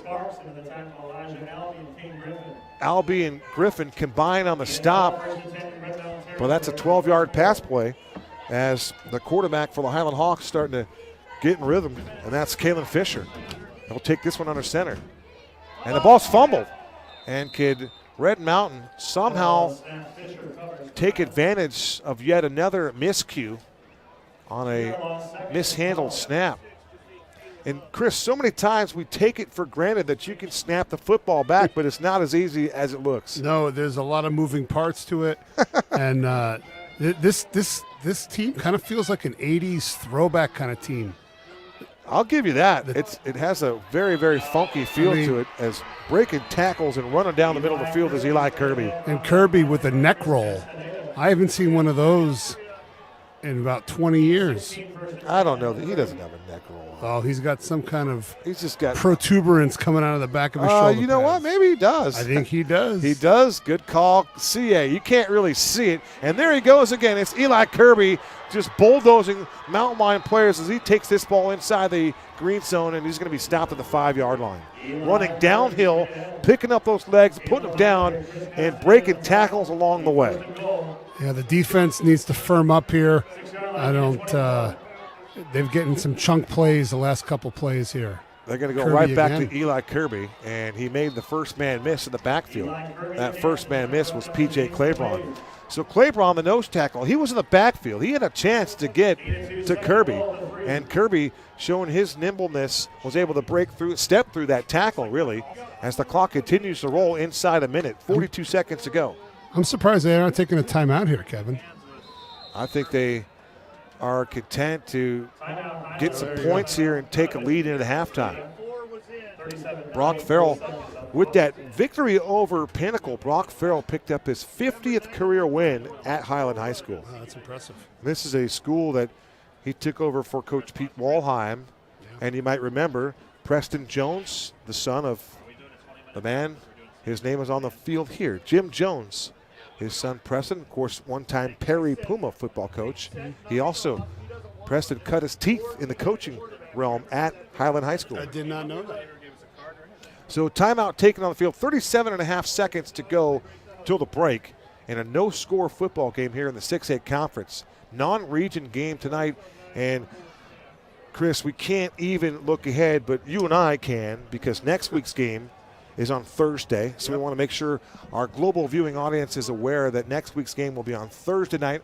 Chris and I will have all the action for you about 6:45 from Mountain View High School. The Battle of Brown Road will be your first one to call with me. Yeah, I'm excited about that one, and I actually have some insights on the tiebreakers going into the end of the region here that I can share with you maybe in the second half. We'll do share. All right, 37.4 seconds to go. Second and goal. Ball spotted on the 3-yard line. We have a new quarterback in here for Highland. This is Joseph Walter. Walter, before this game tonight, was the only one that had thrown a pass for the Highland Hawks. Yeah, I don't think the Max Preps numbers were up to date. They clearly were not. Saguaro didn't have any stats in for that game at all. You know, when you have a good team and things are rocking and rolling for you, you'll see those teams put up their numbers each and every week. And when things are not going as well as they planned, then they'll kind of lag on that kind of stuff. Second and goal from the 8-yard line. The quarterback is Joseph Walter. Somebody moved. I don't know if they called it. It's going to be Coffin. And Coffin is going to back his way towards the 1-yard line.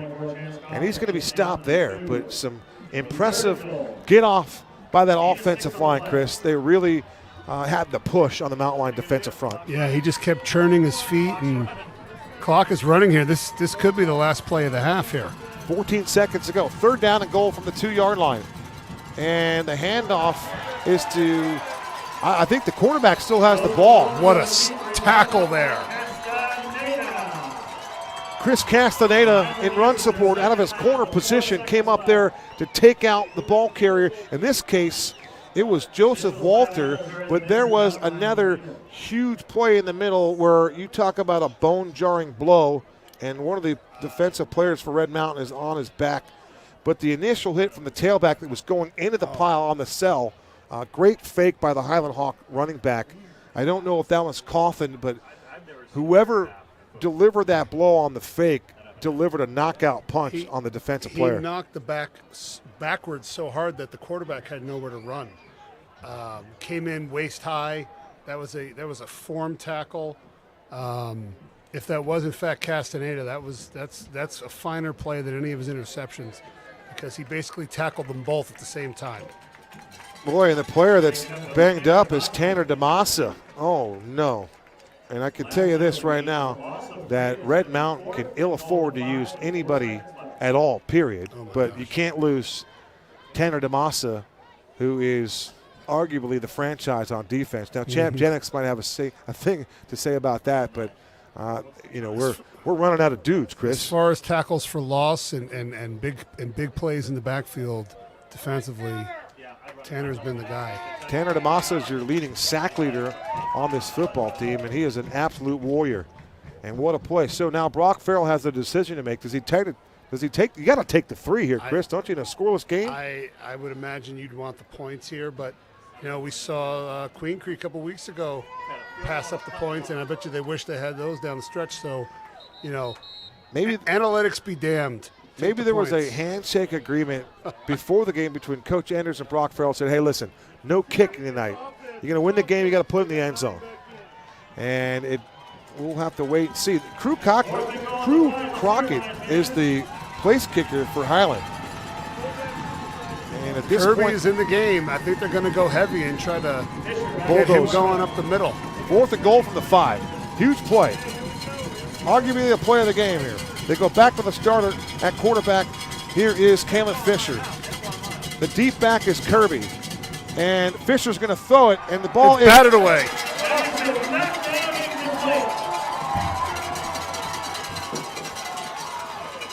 Great defense.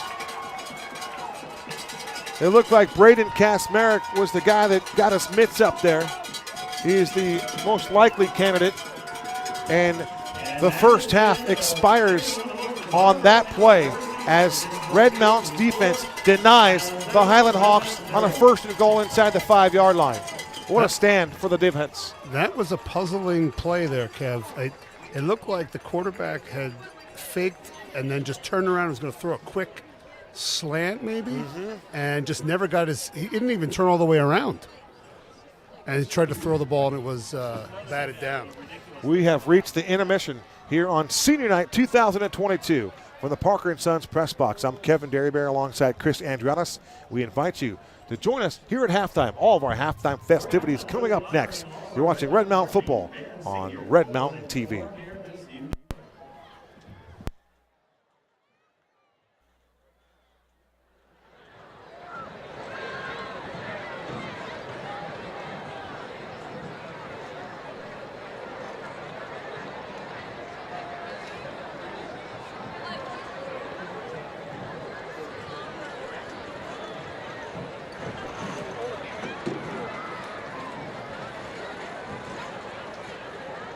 All right, now introducing our Red Mountain Marching Band seniors. Our first senior is Steph Beck, who is being escorted by dad and mom Jamie and April Beck and brother Braden Beck. Steph's favorite marching band memory is getting 2nd place at Super State freshman year. After graduation, Steph plans to work and go to junior college in Flagstaff.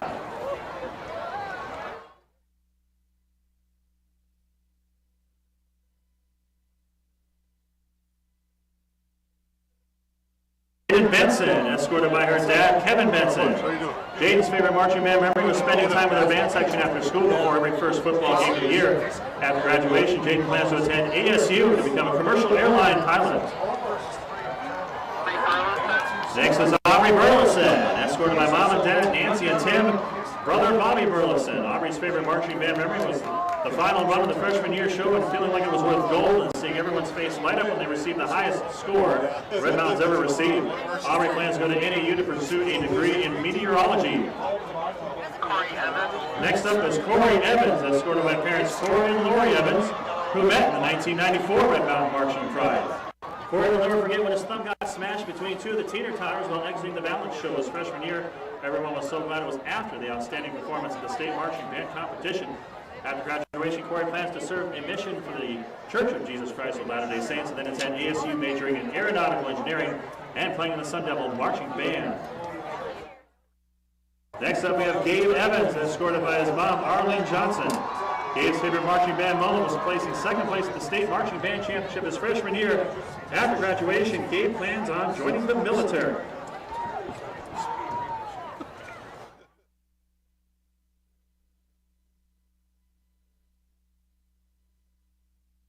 Next up is Annika Gray, being escorted by her mom and dad, Helena and Jamie Gray. Annika's favorite marching band memory was performing the marching show at state finals freshman year. After graduation, Annika plans to attend ASU and play in the marching band while studying music therapy. Next up is Alex Guthrie, escorted by his mom and dad, Danny and Wade Guthrie. His favorite marching band memory is this moment because it serves as a reminder of all the hard work he and his friends have put in together Over all their years at Red Mountain, after graduation, Alex plans to continue his career as a singer-songwriter while pursuing a master's degree in mechanical engineering at Arizona State University. Next up, we have Carter Hyden, escorted by his parents Vanessa and Lance Hyden. Carter's favorite marching band memory is definitely the annual trip to Disneyland. Carter plans to attend GCU and major in psychology to become a therapist. Next up is Cameron King, escorted by his mom and brothers Lauren and Connor King. Cameron's favorite marching band memories are definitely the Seal Beach parade trips. After graduation, Cameron plans to continue working and attend Mesa Community College.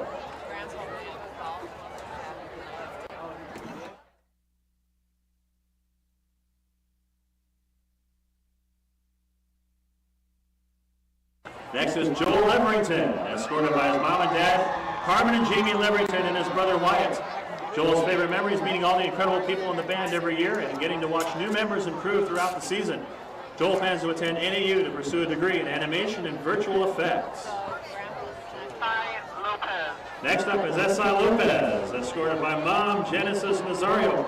One of S.I.'s favorite marching band memories is clarinets, giving a form of Friendsgiving for the clarinet section. This annual event was an amazing experience to be able to meet everyone, make new friends, and have a great time building lasting friendships that are now like family. Next up is Helen Lotman, escorted by her mom and dad, Gail and Mark Lotman. Helen's favorite marching band memory is performing with her friends at football games and competitions, as well as being selected for regional bands the last 3 years. Helen plans to attend the Barrett Honors College at Arizona State University, where she will major in mechanical engineering. Next is Nathaniel McKinley, escorted by his mom and dad, Heidi and Lyle McKinley. Nathaniel's favorite memories of marching band are hanging out at Disneyland with friends after the season's end. Nathaniel plans to attend Grand Canyon University and major in criminal justice. Next up is Austin Melees, escorted by parents PJ and Erica Melees. Austin's favorite memory was his freshman year meeting Mark Tanner and other freshmen during band camp, and being in band with them 4 years and almost winning state later that season. Austin plans to attend NAU, where he will study graphic design and computer coding with his end goal to work on video games. Next we have Thomas Miranda, escorted by his brother Mitchell Miranda. Thomas's favorite band memories are making lifelong friends these past 4 years. After graduation, Thomas plans to attend NAU to study biology. Next up, we have Aiden Perkins and Emily Perkins, escorted by their mom and biggest fan, Amy Beck. Emily's favorite marching band memory is marching alongside her friends and brother at competitions and creating new friendships that will last forever. Aiden's favorite memory was surprising everyone when he switched from playing guitar in the pit last year to joining the drum line and playing bass drum for his last year at Red Mountain. After graduation, Emily plans to pursue a business degree to become a woman-owned small business, and Aiden plans to pursue a degree in computer science. Next up is Michael Romo, escorted by his mom, Rosa, and sister, Blanca. Michael's favorite band memories are hanging out and having fun during the football games. Michael plans on going to ASU for 4 years and enrolling in the Mesa Police Department to become a police officer. Next up, we have Jose Silva, escorted by parents Lydia and Manny Varela, and sister Christina. Jose's favorite memory of marching band is going to Seal Beach at the end of the season. After graduation, Jose plans to attend college and major in music composition and education and minor in agricultural science. Next up is Katie Smith, escorted by her mom and stepdad, Amy and Art Schneckel, and sister Jessica Smith. For Katie, marching band has been the reason she's wanted to go to school for the last 4 years. She loves all the memories she has made that will forever hold a special place in her heart, including the bus rides, Tuesday night practice, all the competitions, and especially going to Disneyland with her friends.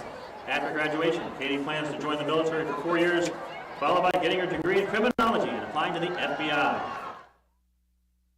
Next up is Mia Talty, escorted by her mom, Bridget Talty. Mia's favorite memories from band are the fun times during bus rides and the Seal Beach Disneyland trips. After graduation, Mia plans to continue with her education at NAU. Next up is Riker Tanner, escorted by Dan and stepmom, Ryan and Angela Tanner, sister Purity Tanner, and mom Maggie Fields. Riker's favorite marching band memory is winning the percussion caption in the first band competition last year. Riker plans to attend the University of Oregon to study marine biology.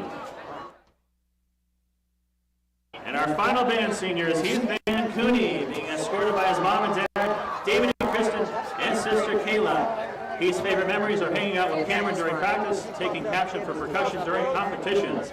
After graduation, Heath plans to study electrical engineering.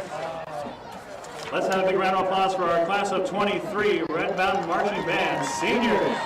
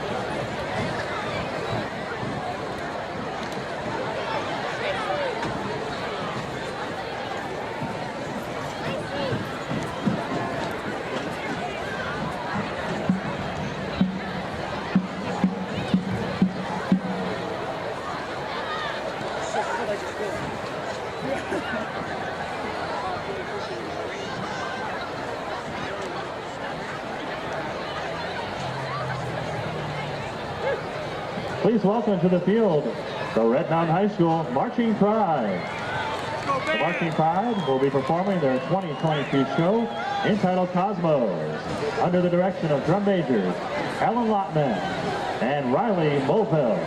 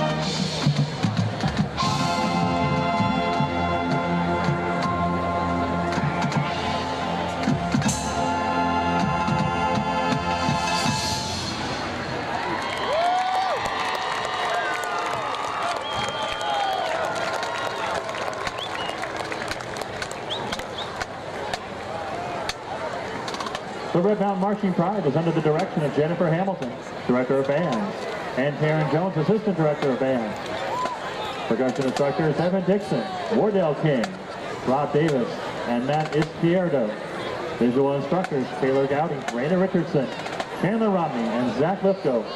Guard instructors Aubrey Oliver and Jamie Warhouse. The Marching Pride would like to thank and acknowledge their 2022 sponsors, Red, White, and Blue, Integrity Building Corps, Velocity Mechanical, Dixon's Jewelers, Technical Systems, Willie Atuli Produce, Red Mountain Bar and Grill, Superstition Sunrise Luxury RV Resort, B&M Communications, and Pacino's Italian Restaurant. We want to wish the Marching Pride good luck as they compete tomorrow in the Arizona State Marching Band semifinals at Gilbert High School. Good luck, Marching Pride.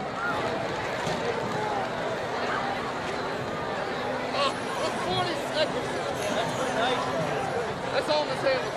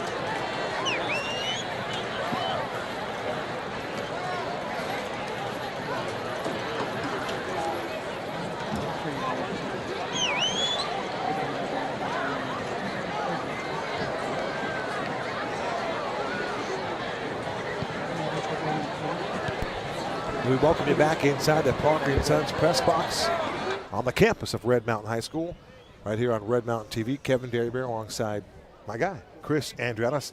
They put up 2 minutes and some change on the Longview scoreboard as we're at halftime here of Homecoming 2022. It's a scoreless ball game, and Chris, inauspicious, I guess, works, but I missed the beginning. But we had an onside kick recovery by the Highland Hawks. We've had a blocked field goal. We've had multiple turnovers in this game. It's been topsy-turvy. It's been herky-jerky. It's been ugly. And yet both teams still have a golden opportunity to win the game. Yeah, I mean, multiple goal line stands, one as time expires at the end of the half. Yeah, it's who's going to snatch defeat from the jaws of victory. And I think the one thing that we were kind of perplexed with as we went to halftime was the fact that Tanner DeMassa made a huge play along with Chris Castaneda. And you see Tanner out there. Looks like he's going to be a full go in the second half.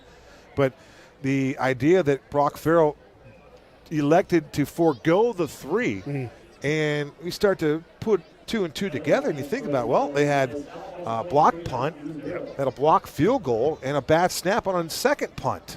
So perhaps there wasn't any kind of confidence to get one up and over the crossbar. Yeah, or at least get it back to the kicker and get the hold and the kick off. So, yeah. I can understand that reasoning for sure.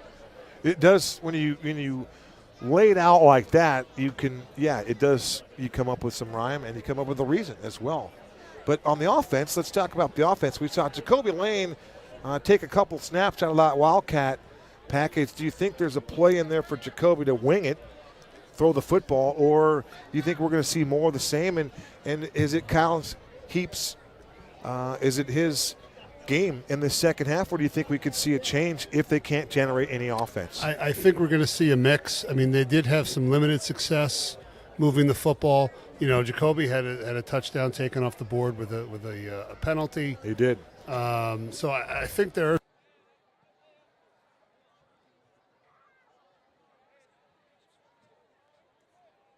You got to fire all your bullets. You're not saving it. This is a big game, not just for playoff standings, but also for the region as well. And Chris, you were telling me just as we went to the break, when it comes to the conversation of tiebreakers, region tiebreakers, how's it unfold? Well, right now, I mean, Williamsfield and Queen Creek are playing right now, and one of those. Is that an update? Oh, those are your standings. I'm just pointing it out so you were aware. So, Williamsfield, 1 loss. Queen Creek, 1 loss. One of them will have one loss after tonight, and Red Mountain will have the one loss. So the head-to-head tiebreaker is not a tiebreaker anymore. It's based on AIA Power rankings? ranking. Okay. So that's how they will decide it. So a win here against this 5-3 Highland team would go a long way in pushing power points up to the to a high seed and to a region championship. If they'd have to, of course, beat the people down the road next week. Of course. Chris, the Arizona Varsity Top 10 6A rankings for Week 10 had Chandler slipping to number 3 after a Week 9 loss to Basha. And the new number 1 team is the Liberty Lions. And Highland checks in at number 7 this week, while Red Mountain remains unranked. And also, senior Kyle Heap passed for a career-high 193 yards and a touchdown, including a 45-yard pass play to Jacoby Lane. That was electrifying, that one-handed catch. But for Kyle Heap, a career-high in the varsity milestone category. All right, we are ready to begin the second half. And it looks like it's Jay Martin on the kick return team. And he runs into some special team activity by the Mountain Lions. Special teams tackle made by Drew Kellett, his 13th of the season. Not too bad for the 5'11", 175-pound senior. Yeah, and the interesting thing about those rankings, in the PowerPoint rankings, Basha did not leapfrog Chandler. Chandler still remained number 2 in PowerPoint. Yeah, that's obviously going to be strength of schedule. So we go back to work, and taking the shotgun snap is Fisher, and the ball is loose. Out. This ball is out. That was a forced fumble by Red Mountain. I believe Champ Jennings forced the fumble as he put a pop on Eli Kirby. This is one of the craziest games I've seen in a long time, Kevin. This is wild. Balls popping out. You'd think it was below freezing, the way the ball's squirting out tonight. I tell you what, the ball carrier was running free until he ran into Champ Jennings, and Champ Jennings pulled a hit, and he punched out that football. What a remarkable play for the linebacker, who has over 60 tackles. Your leading tackler on this football team forces yet another turnover, the 3rd of the game, and another takeaway for the Mountain Lions. Such a big play here. Huge play. Jacoby, it will begin this second half running the Wildcat. Snap is back to Jacoby. Jacoby's going to throw it. There's a wide open Bodie Wagner. Oh, it was set up perfectly, Kev. We were just had talked about that. Yes, We alluded to that on the outset here at halftime. Would Jacoby throw the football? And they tried the element of surprise as Bodie Wagner was streaking.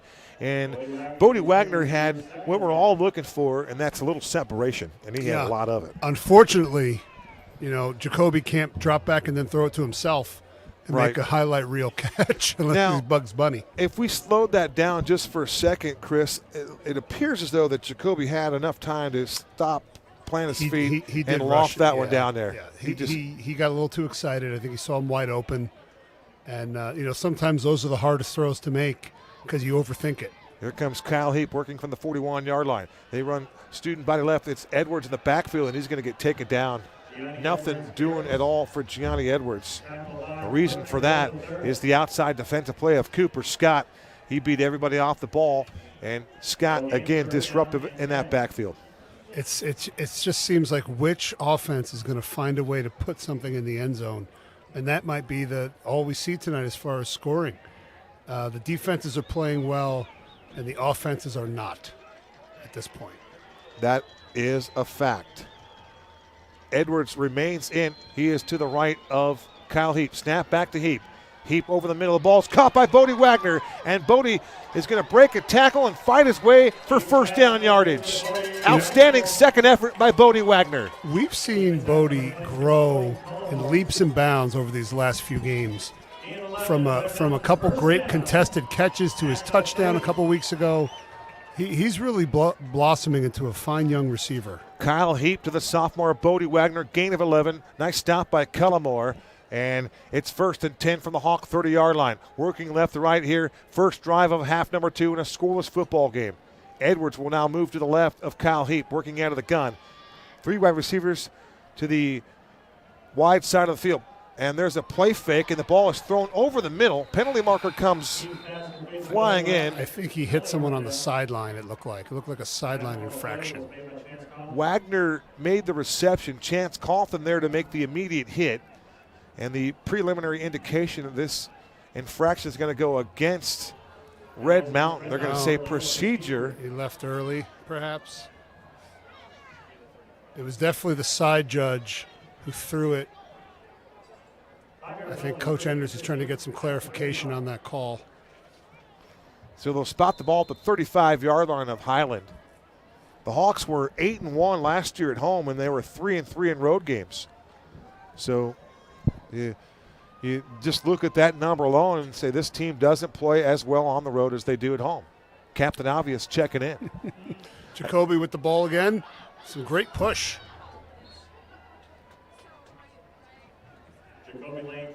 That gets him back on schedule almost. Jacoby working out of the Wildcat. That's the second time he's taken a snap here in half number 2 as Kyle Heap jogs back on the field. 9:48 to go, third quarter, in a scoreless football game.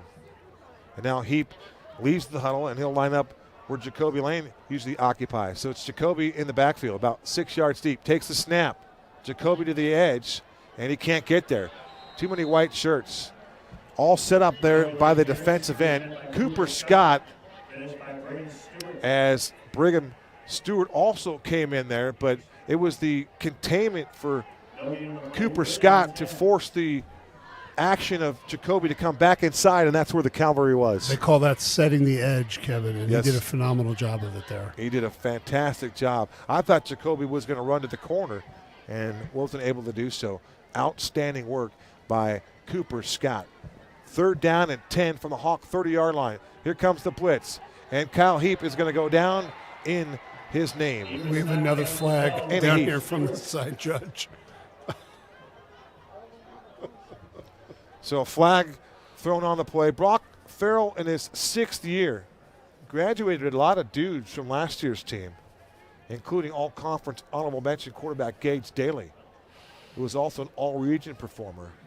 Steven Trujillo graduated, Hunter Stewart, Cam Hanahano, Jace Patton. All these guys were absolute studs for the Hawks.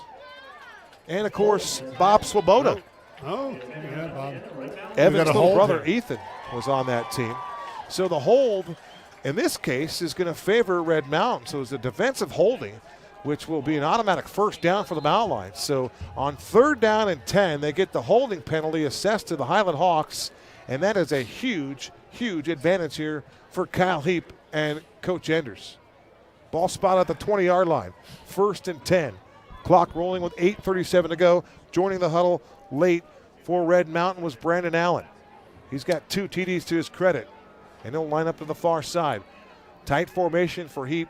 2 backs in the backfield. The deep back is Edwards. He gets the call here as Edwards makes the first man miss, tries to drive towards the 15-yard line, and he just gets steamrolled by 3 or 4 white shirts, and one of those guys there for the Hawks storming in there was Gage Wilcock.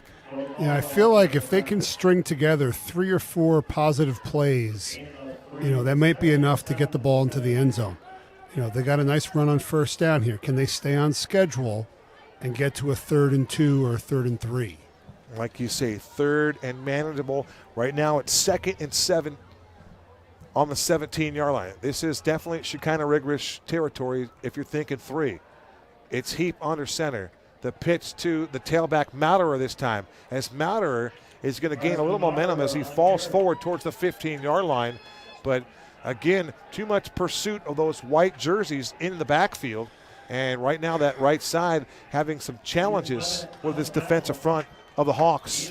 Yeah, we talked about setting the edge defensively. You can set the edge on offense as well if you can get the end man turned and get some leverage there, and they've been unable to do that thus far in the game. 3rd and 5 from the 15. Low snap. It's Heap. Too tall and making the catch and then getting crushed at the 5-yard line is Jacoby Lane.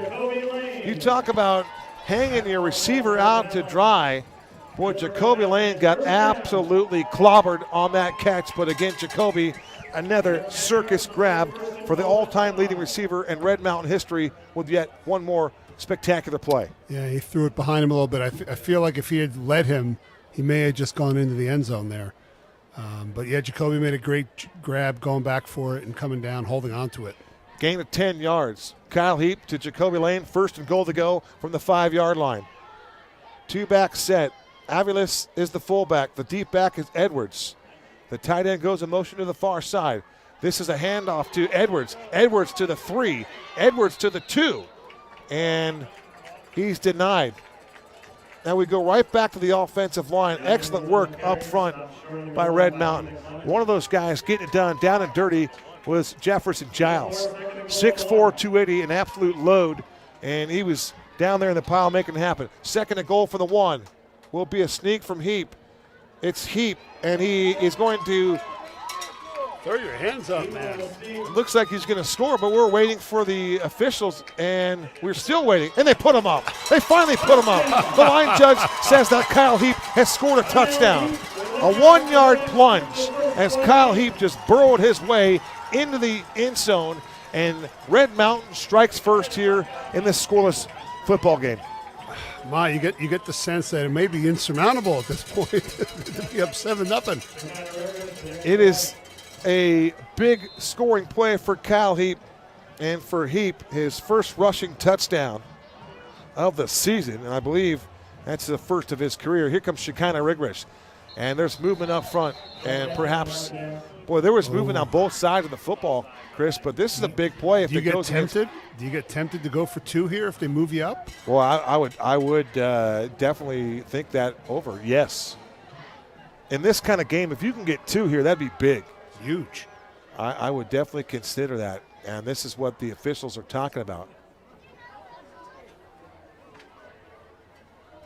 So it's going to be offsides on Highland. Are they going to go? No, I believe they're going to continue to kick. And they're going to go with 1. They're going to just stick to 1. And boy, Chris thought 7 points would be insurmountable, but how about 8? Yeah.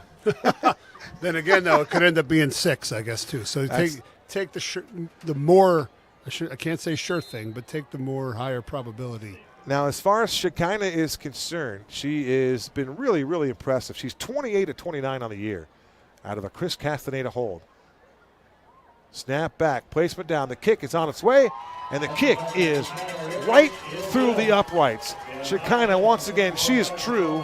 She's now 29-30 on the year, and Red Mountain takes the 7-0 lead on a 1-yard touchdown run from Kyle Heap. 5:54 to go in the third quarter. It's a brand new ball game, and the Mountain Lions have a 7-point lead. And like I said, they were able to put 5 positive plays in a row and punch it in. So I think they've found a formula. They don't have to be big chunks. Just get positive yards. Just keep moving the football. Chris, we go back to varsity milestones. With his 109 receiving yards last week, Lennox Lawson has surpassed 1,000 receiving yards in his career.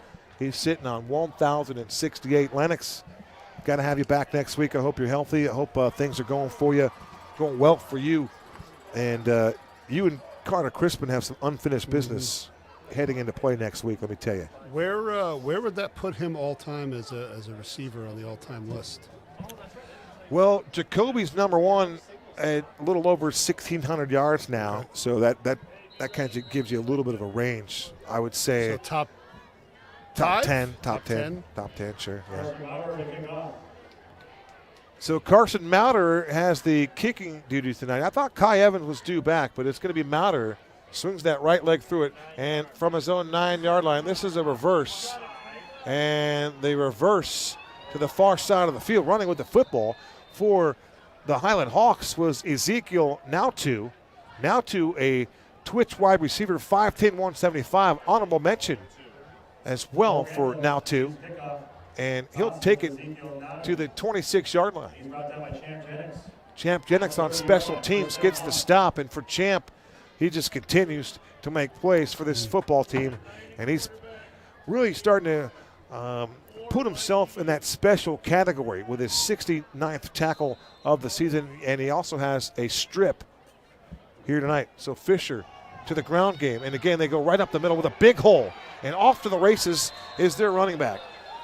That ball came out again late.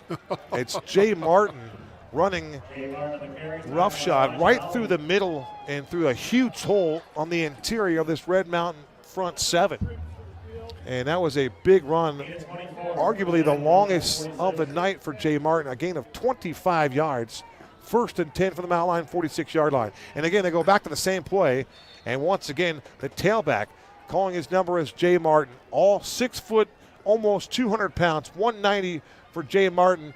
And once again, on the drive that Kirby got going, they're running the same kind of play, just power. You get the feeling of a sense of urgency from the Hawks definitely here on this drive. Seems to feel like they're thinking now or never. And they've had some success early on in this drive. Let's see if they can continue it. So they've changed the tempo as well. P.J. Claiborne over there for the stop for Red Mountain. Another big run for Martin. And they run it again to another tailback. They're just going to give the Mountain Lions heavy doses of this power running game. This time the ball carrier for the Hawks was Fallagrady. And for Fallagrady, as Chris alluded to, we could give you numbers, but they're all only through 6 games, so they're not even true numbers. Gain of 1. 2nd down and 9 for the Mountain Lion 32-yard line. Low snap. Fisher wants to throw, and he does to the near sideline. And right around the numbers, making the catch as he fell to the ground was Joseph Walter. He's also the quarterback for this football team. He's the leading passer heading in to play tonight was Joseph Walter, again through 6 games. So it's 7-0 Red Mountain, 4:21 to go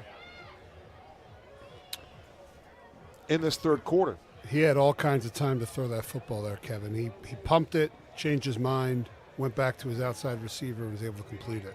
How about Makua Poole on that right side, the right tackle, another big dude. Fisher with some time. Here comes the blitz. They set up a screen, and there is Xavier Sanchez, disruptive in that backfield there on the screen. Nice job to read and react to the football, as Tanner DeMassa was also over there in the vicinity. He'll get the stop, but Xavier Sanchez combining with Tanner DeMassa to bring down the ball carrier. Yeah, it was a great job of turning it into what could have been a really big play into just a moderate gain.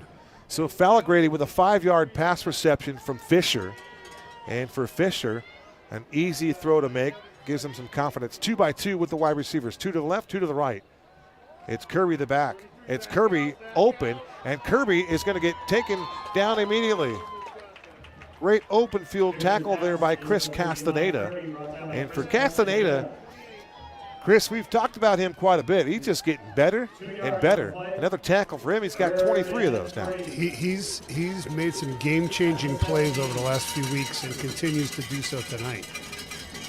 3rd down and 3 from the Mountain Line 17-yard line.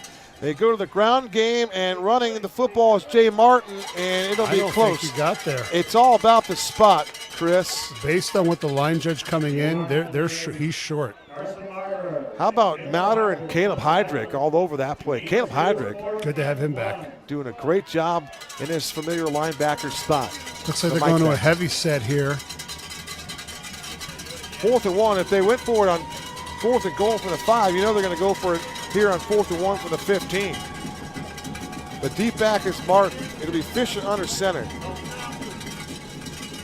And the Mountain Lions are going to jump and give him a free 5. P.J. Claiborne jumped. He was early. Maybe a couple teammates joined him. But for the execution of the hard count, Kalen Fisher got it done. Yeah. That's a tough to give it away on 4th and 1. That hurts. But you got to come back and play defense here. They got 4 plays from the 10. We'll see if they can hold them out here.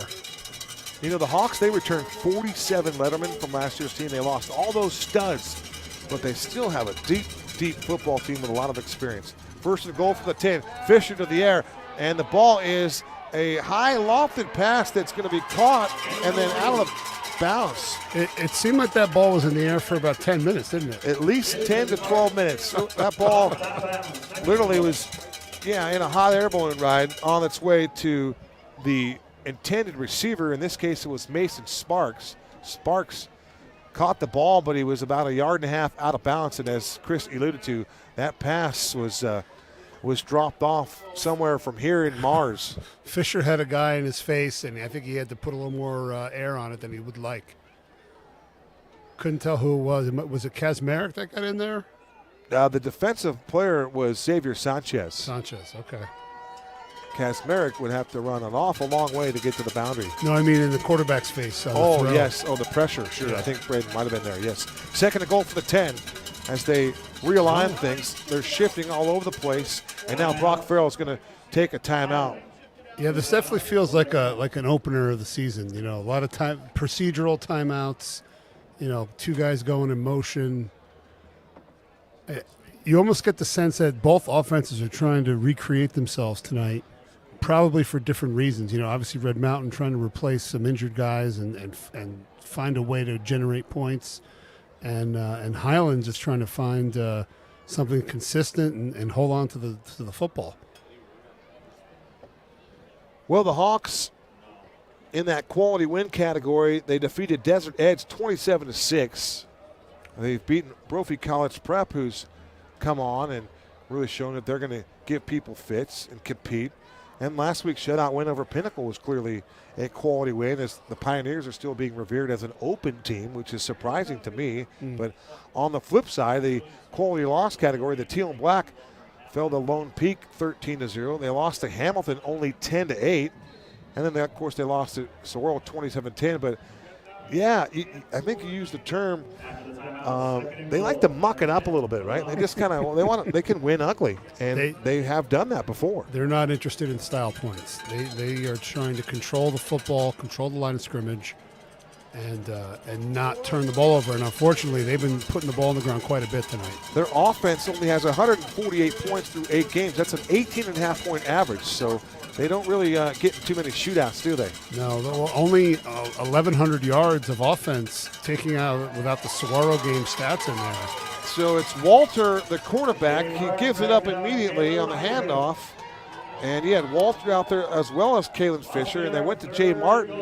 And the defensive front, and particularly the left side of the Mountain Line defense with 99, Braden Kasmeric and company were there to greet Jay Martin, and they denied Jay Martin. So what they're doing is they're keeping both quarterbacks in the game and putting one out at wide receiver, try to keep Red Mountain from personnelling them and figuring out who's going to be in at quarterback. So they're trying to hide that till the last minute. Greg Toller Jr. lines up to the outside, just inside the numbers.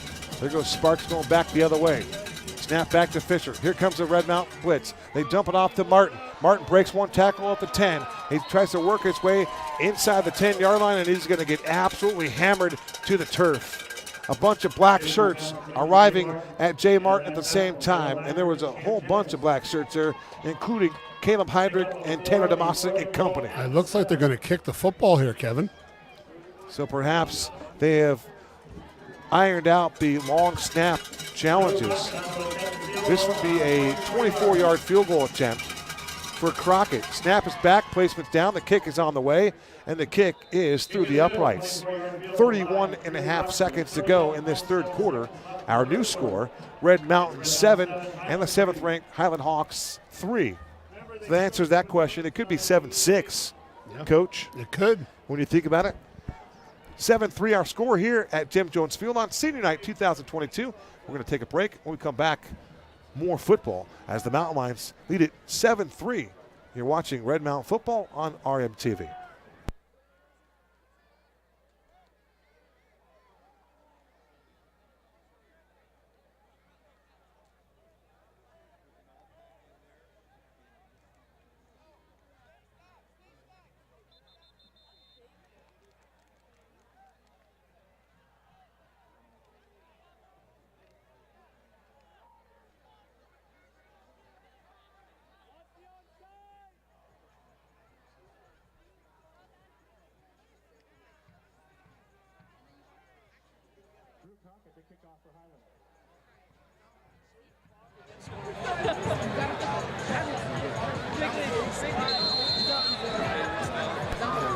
Chris Andriatis has some scores for us.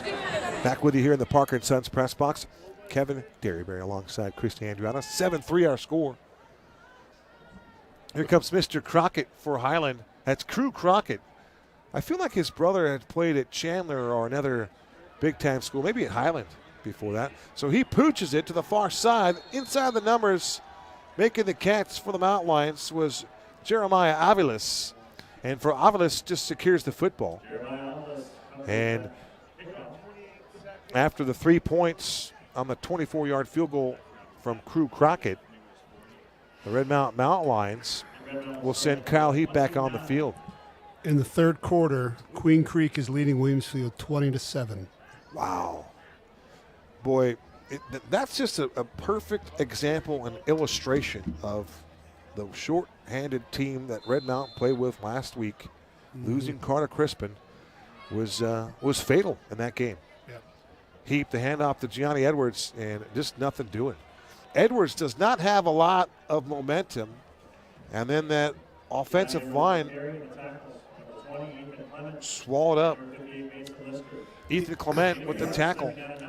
The success they've had running the football has been predominantly off tackle tonight. Those up the middle runs is tough sledding against this front. We have played 3 quarters on Homecoming 2022. Our score, Red Mountain 7 and the Highland Hawks 3. You're watching Red Mountain football on RMTV.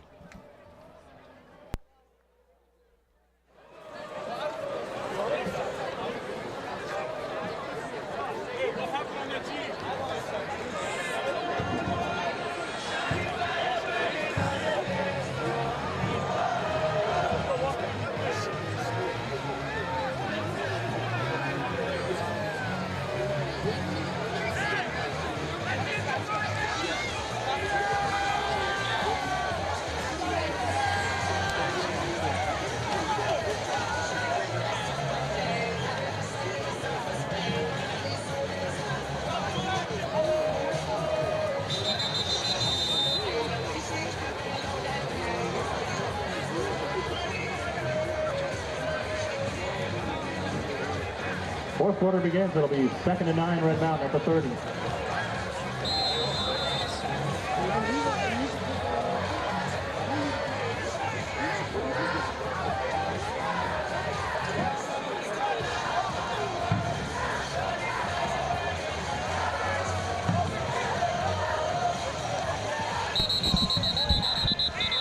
Back to live action here. Fourth quarter action, inside 12 to go, as Kyle Heap handed the ball off to Carson Mouterer for the first play of quarter number 4. And the white shirts again there to defend the ball very well. Mouterer a gain of 3. And it's 3rd down in 6 if everything lines up correctly. Working right to left now. It's Jacoby Lane and Bodie Wagner to the right of Kyle Heap.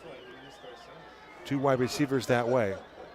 And what does Kyle Enders and this offensive team, Coach Brian McDaniel, dial up here on 3rd and 6 from the 33? Drop back to passes. Heap, deep ball. Wants Jacoby Lane, and the ball is overthrown. Jacoby was trying to break out of that turn, and the ball was just too far. But it was a good idea. I like the idea. I think, he had the time to throw the football. He just overthrew him, which is something, you didn't think you would see very often, is Jacoby get, overthrown. And he did a little bit on that one, but I think they'll come back to that play because it was open. The one thing that it seems like there's a difference between 2 quarterbacks is Carter Crispin with his cerebral approach, his familiarity with the offense, and just the overall comfort level, right? Now Kyle thrust into the challenges, and there's a punt off the side of the foot for Mouter, and going back to chase it is Cole Crandall. Crandall's got it, and Crandall is going to slip through about 4 defenders and somehow get to the 35-yard line. He was corralled at the 30, hemmed in, if you will, and somehow got to the 35-yard line. But you just look at overall ability, like some intangibles. How about arm strength? Carter Crispin versus Kyle Heap. You might say Kyle might have a little bit, it looks like he may have a stronger arm, but the accuracy is being challenged a little bit here. And I would say, if you remember, Carter even last year was not Carter from this year. Those every start is such a great learning process for a quarterback. Facts. And you just get better. And I'm sure Kyle's got, he's going to continue to improve with every snap he gets. Fisher to the air. Ball is caught over the middle, and making the reception approaching the 50-yard line for the Highland Hawks was Elijah Vaca Bonilla. Vaca Bonilla, 6 foot, 165-pound wideout, but how about another 6 foot talented player on offense? Yeah. Gain of 14 yards of that pass play, and it's a handoff up the middle.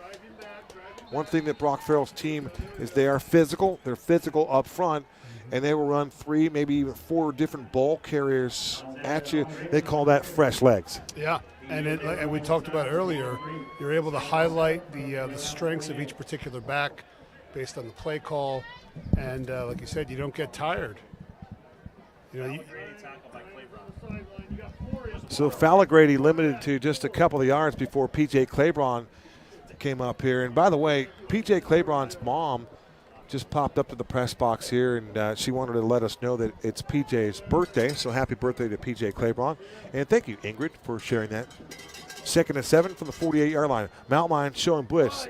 They back off. This is a run play on a sweep and making guys miss. And dodging bullets for the Hawks is their tailback, and that is Cody Cullimore. Cody plays cornerback, free safety, and tailback. And he looked pretty good there. We talk about the agility and footwork. Boy, Cullimore just showed you some fancy feet right there. He did. And I think another reason why they have a multitude of backs is that they're running the ball 40 to 50 times a game. And if you did that with one player, they'd be calling CPS. That would take a toll. Low snap for Fisher. He throws over the middle of the field, and the ball is incomplete. He wanted Greg Toller Jr. Ammon Dayton was there to defend and contest. And also there for the Mountain Lions was Elijah Albee. But one thing that Fisher did, he showed you his arm strength going down the field with a tight spiral and just overthrew Greg Toller Jr. Yeah, you could tell that he's still feeling his way through this too. He's just a sophomore. Obviously has a lot of the physical gifts. And there's a pass play complete over the middle of the field. That's Sparks to the outside. Sparks still on his feet. And finally he's going to be shoved out of bounds after a big play. Xavier Sanchez with a touchdown saving tackle. I don't think we have any doubt, Kevin, this game is going to come right down to the wire. And it's going to take a tremendous defensive stand or a timely turnover to finally win this thing, whoever's going to come out on top. Kalen Fisher to Mason Sparks for a gain of 30 yards. And for the Highland Hawks, the ball is spotted just outside the 10-yard line. They will have a 1st down and 10 from the 11-yard line. Timeout taken on the field. We'll take the timeout as well. 9:08 to go, 7-3 Red Mountain. And the Hawks are threatening. You're watching Red Mountain football on RMTV.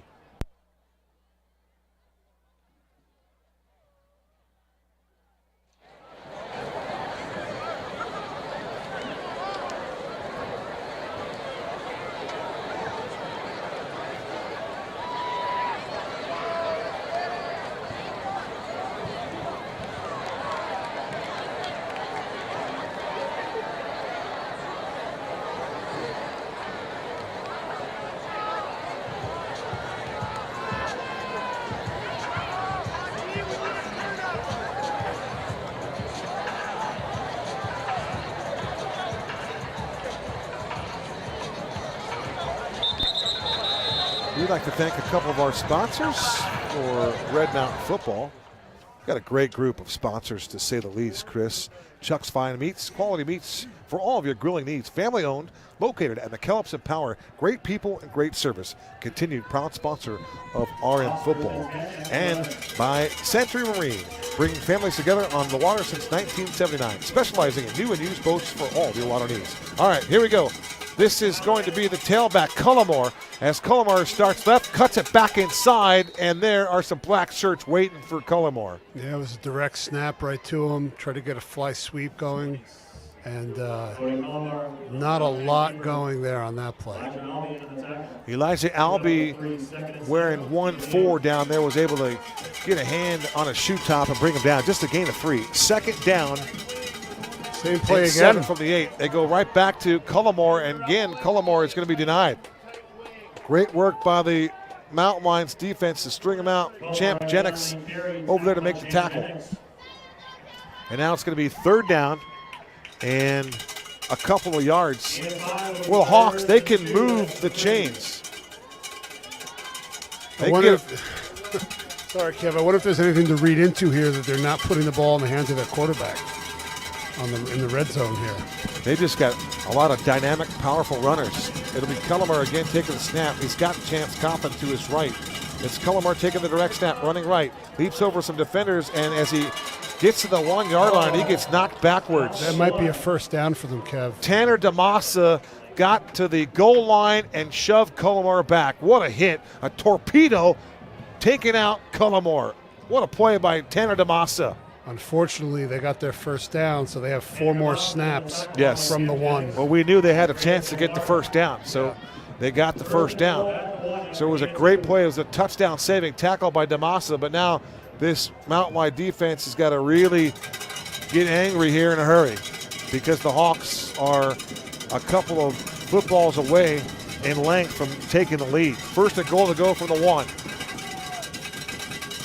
This time it's Cullimore working left. Cullimore in the end zone for a touchdown. Just like that, Cody Cullimore is in the box for a touchdown, and the Highland Hawks have taken the lead with 7:32 to go. It's now 9-7 Highland. Point after try upcoming. And I think the key here for the Red Mountain Lions and coming out on offense, you don't have to get it back in one play. A long, sustained drive, finishing with points would be all you need. That's the right idea as Preston Bryce holds the Crew Crockett point after try. And the point after try is indeed true. 7:32 to go in the 4th quarter. It's 10-7 Highland, 7th ranked team in the Arizona Varsity poll this week. And we mentioned some of the changes that Liberty now the number 1 team in the 6A conference. And Chandler lost last week to Basha. What a win for Coach McDonald and the Basha Bears. Yeah, that was a big win. It looks like, I don't know what Basha would have to do to get a 2 seed at this point. If they didn't jump them there, I think they may have Liberty and Chandler locked in as 1 and 2 in the open standings for the rest of this short remainder of the season. And it's just not appropriate to look ahead the next week, but from an entertainment standpoint, the game next week has what we call marquee attraction. The Battle of Brown Road always attracts the best. Really, it really does. It's a rivalry game. It's really how any head coach that's coached here is judged on how often you can beat those people down the road. So Crockett's going to lift it up towards the 20-yard line and make it a fair catch. That was heads up. Mr. Kellett. So Kellett makes the fair catch, wearing Skylar Evans, old number 27. How about a shout-out to our guy Skylar Evans, now playing football at Northern Arizona University. One of the classiest, most respectful, hardest-hitting, handsome dude, Skylar Evans. Just a great young man. Just a dude. Great dude. Just a dude. And he has a hose. He can play baseball. He's a stud. I know. Great kid. Enjoyed getting to coach him a little bit when I was coaching when he was a sophomore. Just a great kid, and wish him all the best. I'm sure he's going to do well up there. You better believe it. And when you talk about a person being a better person than an athlete or player, you talk about Skylar Evans, Parker McClure. I mean, just guys like that, just so privileged. Quality individuals. You better believe it. Now, the Mountain Lions, with one of the linemen trying to get a head start on the push, gets caught for an infraction. It'll be a procedure penalty. That'll shove them back 5 yards. And, Chris, they're going the wrong way here, down by 3. It's precisely the kind of thing that short-circuited their drives in the past. You come out, you have a procedural penalty, you have an offsides, and now you're behind the sticks. And it might be too much for this offense to overcome already shorthanded. Kyle Heap under center. There goes Jacoby Lane in motion. They pitch it to Edwards. Edwards trying to find a little room, and he's got nothing doing. One thing about the Hawks is they have been able to sustain their tough run defense. Their front four they've been dominant at times during this game. They have, but you have to credit Red Mountain for sticking to their game plan. Agree. Continuing to run the football, even though it's not netting them big yards. You have to believe at some point And I think they believe that they will break one of these eventually. Chris, where is our offensive coordinator tonight? Where is he? He's on the field. Okay, so Brian McDaniel on the field. He's usually up in the box, so I wonder what kind of an adjustment that is for BMAC. We'll check with him on that. Loss of 3, 2nd and 13 from the 18-yard line. Rolling to the far side is Kyle Heap. Heap wants to throw it. He does, and the ball is caught on the far sideline, and it's Bodie Wagner, as Bodie Wagner was able to get his feet down and drag his feet now behind the play. Player down here. It looks like it's Kyle Heap. I would say that Coach McDaniel's most likely down there so he can have a conversation with his quarterback in between series. You know, if you can get with them and you can get on the TVs they have set up down here, I think that's a big advantage when you can communicate directly with your quarterback in between series. So I think that's the thought process there. Well, with Heap down on his back and all kinds of, now it looks like he's going to get up quickly, and that's a good sign. Yeah. Red Mountain, you can see Bodie Wagner just with his frustration, and it was indeed Kyle Heap. So Kyle's going to miss at least one play as he jogs off from one side of the field to the other. And I was looking to find out who's wearing number 98 for Red Mountain, and of course he's not on our roster. No, of course Do you have not. 98 on your roster? No 98. So the 98 gentleman that we're seeing down there has been playing some tight end. He's been going from one side of the line of scrimmage to the other. Looks like he's a pretty big boy, too. He's a big guy. So it looks as though that with no Simon Lopez out there, it'll be Carson Mauderer to take the snaps, at least for one play. And this is the play that you wouldn't expect him to throw the football to. No, I can't. It is a new quarterback, I think. Okay, so Simon Lopez is under center for the Mountain Lions.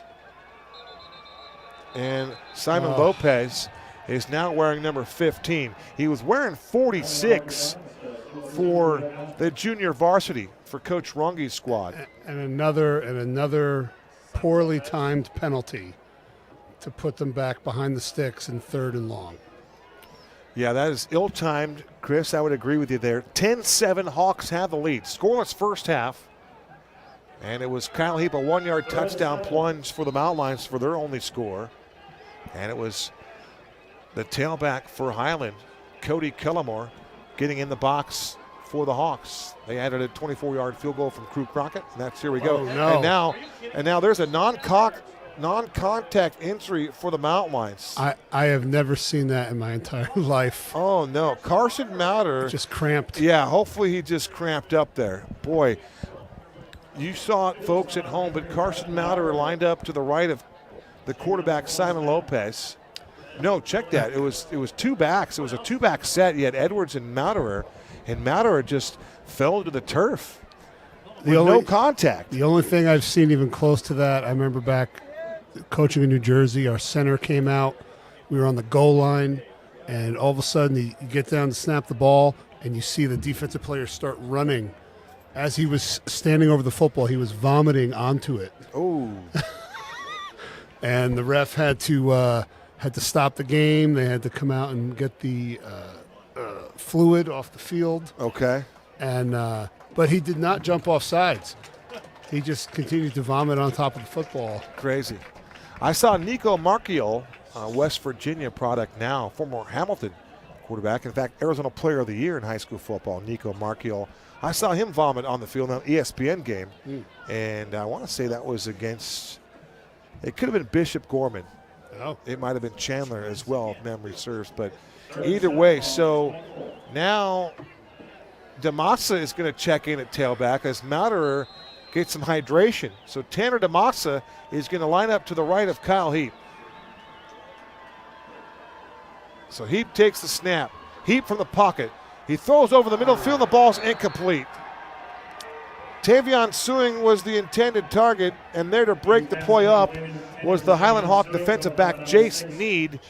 And Need with a PBU, and that is going to force the Mountain Lions into a punting situation here with 6:38 to go if they elect to punt, and Carson Mauderer is back on the field. Yeah, this is a tough situation here. They used one of their timeouts already. They only have 2 left. You get the sense that giving the ball back to the Highland Hawks here could be, you may not see it again.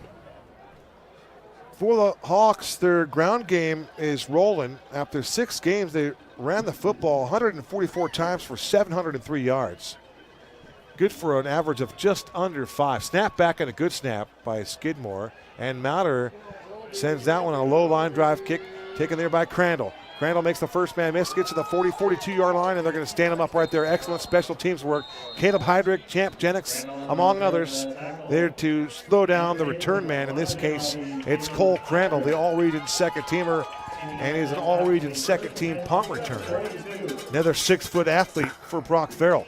And I'm sure that Coach Enders instructed his defense to rake and punch at the football here and try to create a turnover in this situation. That would be the best way to flip the field here and give themselves a chance to score as the clock winds down here. No question about it. Tonight's the 10th meeting between Red Mountain and Highland. And Fisher to the air to Sparks, makes a man miss, and into Red Mountain territory is the wide receiver Mason Sparks. And he broke a tackle and picked up big yardage after that. I have to give Highland credit. Just when we think they're going to go ground and pound, they come out and throw the football.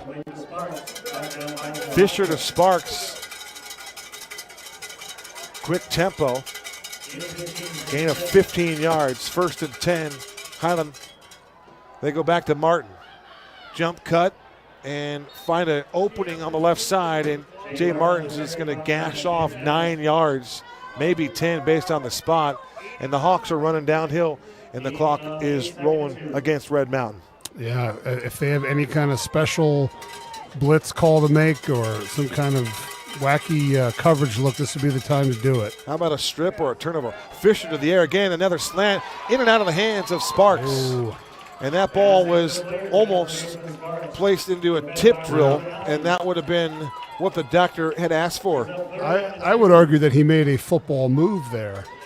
You know, if we had a replay, we could go back to that, because it certainly looked like he had possession of the ball and took a step. Unfortunately, this is not the National Football League, and unfortunately, we don't have access to instant replay.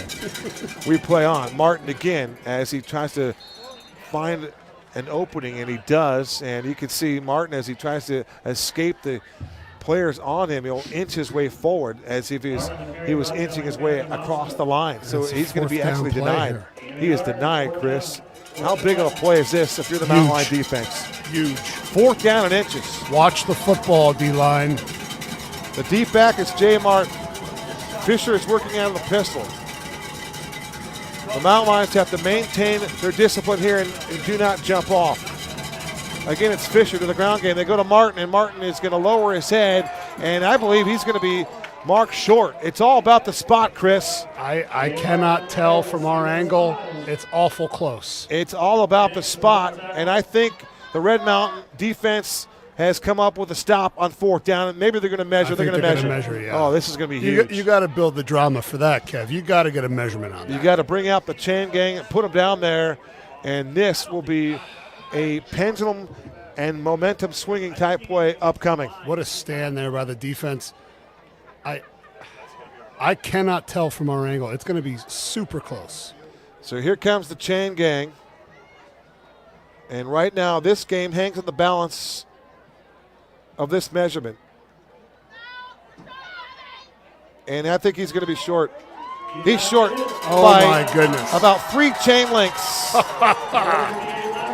So what a stop.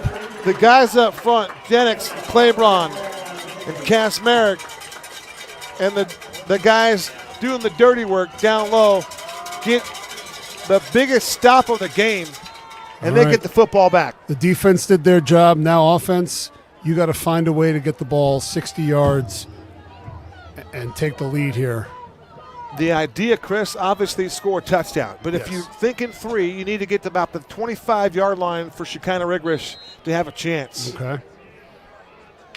And it'll be Kyle Heap working from his own 34-yard line. Snap is back. Heap to the air. His pass is batted down at the line of scrimmage. The big fella got him again. Cooper Scott using all 6 foot 3 inches of that dude, and he batted that ball down. 2nd and 10. And this is an opportunity here for young Kyle to really step up and take control of this offense and lead them down the field here. You know, play within yourself, and this is exciting. They're going to bracket and double team Jacoby Lane. They've got a linebacker on him, and Jacoby gets absolutely decleated twice by the Highland Hawks players. And the guy that got him and gave him a little extended love was Cash Cullimore, the other Cullimore, and he was a bruiser on that play as Jacoby got rocked in press coverage and then absolutely hammered to the turf. Both defensive ends said, "I'll meet you at the quarterback," and that's exactly what they did. They were able to beat the tackles off the edge. Yeah, we have two flags on the field as well as the official's hat. And so the Highland Hawks are anticipating things going against them, and now the Red Mountain Mountain Lions anticipate the penalty going the other way. So if you just take the body language here, Chris, I don't know what to think. We can't read this one here. And here comes our lead official. He's conferring with Red Mountain, so it looks like it's going to be against Highland. Well, it appears as though is that Coach Enders having the conversation? From the back I can't judge? tell. Oh, here we go. Here comes the head official. Face mask on Highland. So it took and a personal foul.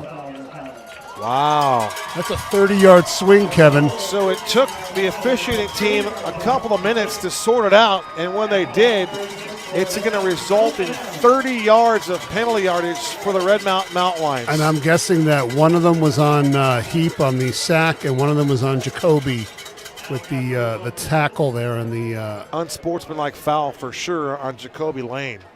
That's 30 yards of penalties, and thank you very much. Yeah, now you have to capitalize on this field position at this point. There's no more time to play games. We have to punch it in. Well, here's Jacoby Lane lining up at Wildcat. He's going to take the snap. It's a one-handed snap. Jacoby wants to throw it. He does. Deep ball looking for Bodie Wagner, and Bodie makes the catch, and he scores the touchdown. Holy smokes, a 36-yard scoring play. Jacoby Lane throws the football to Bodie Wagner, and Bodie did his best, Jacoby Lane, to adjust to the football, high-point it, break the plane of the goal line, and punch it in for 6. What a catch there by Bodie, like you said, to have the presence of mind, to find the football, to get his body in position, and to get himself into the end zone. What a time. We're really seeing him emerge as one of the big playmakers here in the passing game.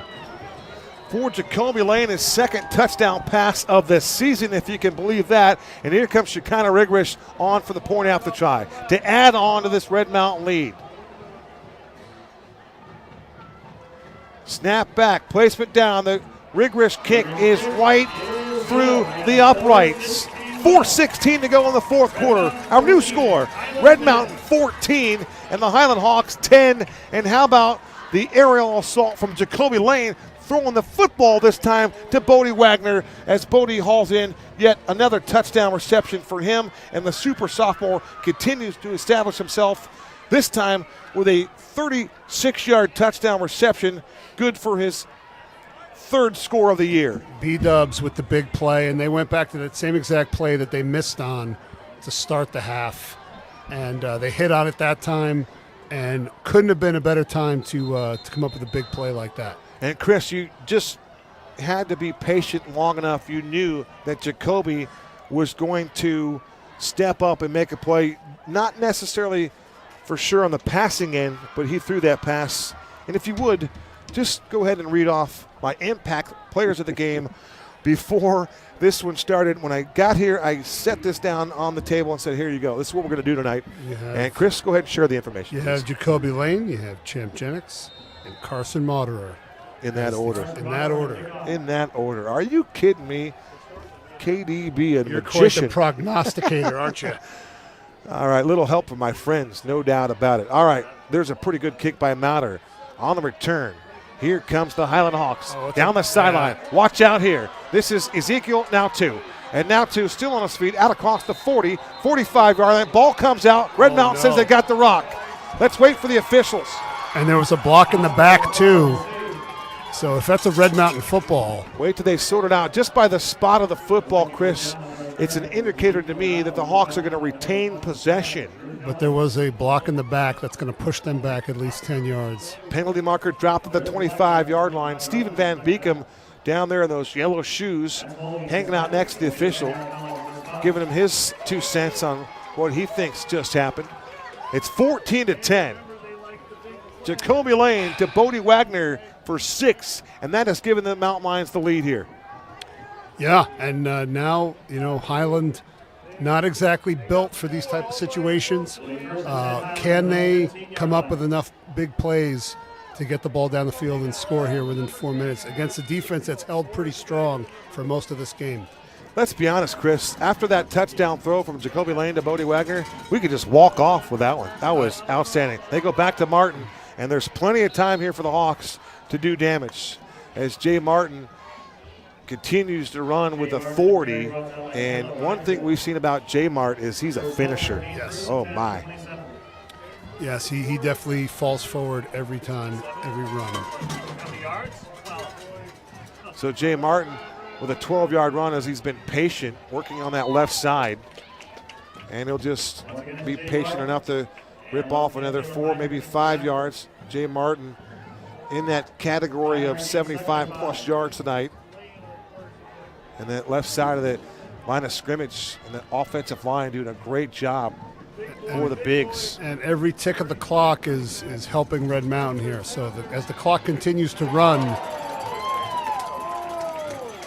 Highland's limiting their own options here.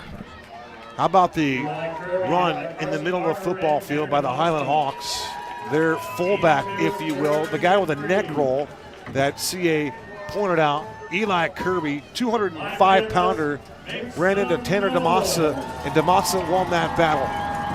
DeMassa might have taken a shot, but he won that battle. You talk about an absolute car accident in the middle of the field. That's what we just saw between Eli Kirby and Tanner DeMassa, and DeMassa won it. 3rd down and 3, possession play from the 34-yard line. There goes Sparks in motion. Snap back to Fisher. He wants to throw. His pass is nearly intercepted. Let's see what the call is. It's broken up. Tanner DeMassa there to defend the play. Tanner DeMassa, since he got his bell rung here before halftime, has come out in the second half, and he has been a bell ringer in his own right. And now the defense has a chance to get the Highland offense off the field once and for all here. What a game. This is smash mouth football at its finest in the month of November. And Tanner DeMassa is getting a lot of praise from his teammates. The intestinal fortitude and the toughness that DeMassa is playing with tonight is something to be said for. He has been outstanding. He's been box office in his own right. And like you said, that's something new to see him in coverage. And he's making plays in the coverage end of things, too. So he's just, wherever you put him, the young man's going to make plays. And he's playing tailback. That's right. Yeah, he did. And ran a swing. Let's go back to 1995. That's when these two teams first did battle. Highland won at 10-9. Or check that. I don't know what happened there. That doesn't look right, does it? Highland 10, Red Mountain 9. Hey, when you do this stuff at 1 o'clock in the morning. They were taking field goals in that game, apparently. No, there was, there's been a lot of closely contested games. Red Mountain had some dominance between 1998 and 2015, but they didn't play for 11 years, from 98 to 2011. So what's the all-time record at? 6-3 Red Mountain. Okay. And this is the 10th battle between these two programs. I did allude to the dominance because I was coaching for most of those games, and I do remember beating, even back then, always been a physical football team. Yes. And a punch you in the mouth kind of squad. It doesn't matter who's coaching. All right, here we go. 4th down and 3 for the 34-yard line, and now Coach Enders will take a timeout. And let's be honest, Chris, this is when the defensive line, in fact, everybody, all 11 guys defensively have to be on the same page here, and you cannot jump. You can't give them any kind of free fives. Absolutely. Again, this is reiterating the facts in obvious coaching here, but you can't move, you can't jump, you got to stay home, stay patient, and as soon as the ball snaps, react. And talking about the historical punch-you-in-the-face mentality, I wonder if that's due to having teal uniforms. You know, they got some of the nicest uniforms in all of high school sports. I really like the teal and black. It's a good look. Not my favorite. Not your favorite? I think you better be tough if you're wearing all teal. Yeah, I think it's kind of, you got to have some cojones. It's certainly not pewter like the old Bucks. It's not pewter for sure. But sometimes, you got to have, we talk about the swag, right? Yeah. And I think in order to wear the swag and knock people around, I mean, for crying out loud, they won a 6A state championship a year ago wearing the teal. You're right. And they beat Chaparral, a good team. So with Braden Silbor and company, and that Brent Barnes offense. I can't talk. I coached a team that their primary color was brown. Hey, that wasn't it wasn't your head coaching alma mater. No, it was Dumont High School in New Jersey, my first head coaching job. It's Cullimore. Cullimore's got the first down. Oh, my gosh. And Cullimore to the 45-yard line, and that's going to move the sticks. A fresh set of downs for the Highland Hawks and their quarterback, Kalen Fisher. But a nice run, a power run by Cody Cullimore. And they had Max Davis, who could run the football as well as anybody, player of the year a couple years back. These guys are good. And it's another run play. It's Kirby to the line of scrimmage, and then boom. Xavier Sanchez and Tanner DeMassa right there along with P.J. Claiborne. And the physical play has really picked up. There is a lot of thumping going on. And in the trenches tonight, Chris, this is where you played your high school football. And it looks like it's it looks like 98. 93. It's 93. That's Stephen Van Beekum, who's a little bit banged up. We're going to take a quick break. 2:08 to go. It's 14-10 Mountain Lions as they are upset-minded here tonight in East Mesa. You're watching Red Mountain football on RMTV.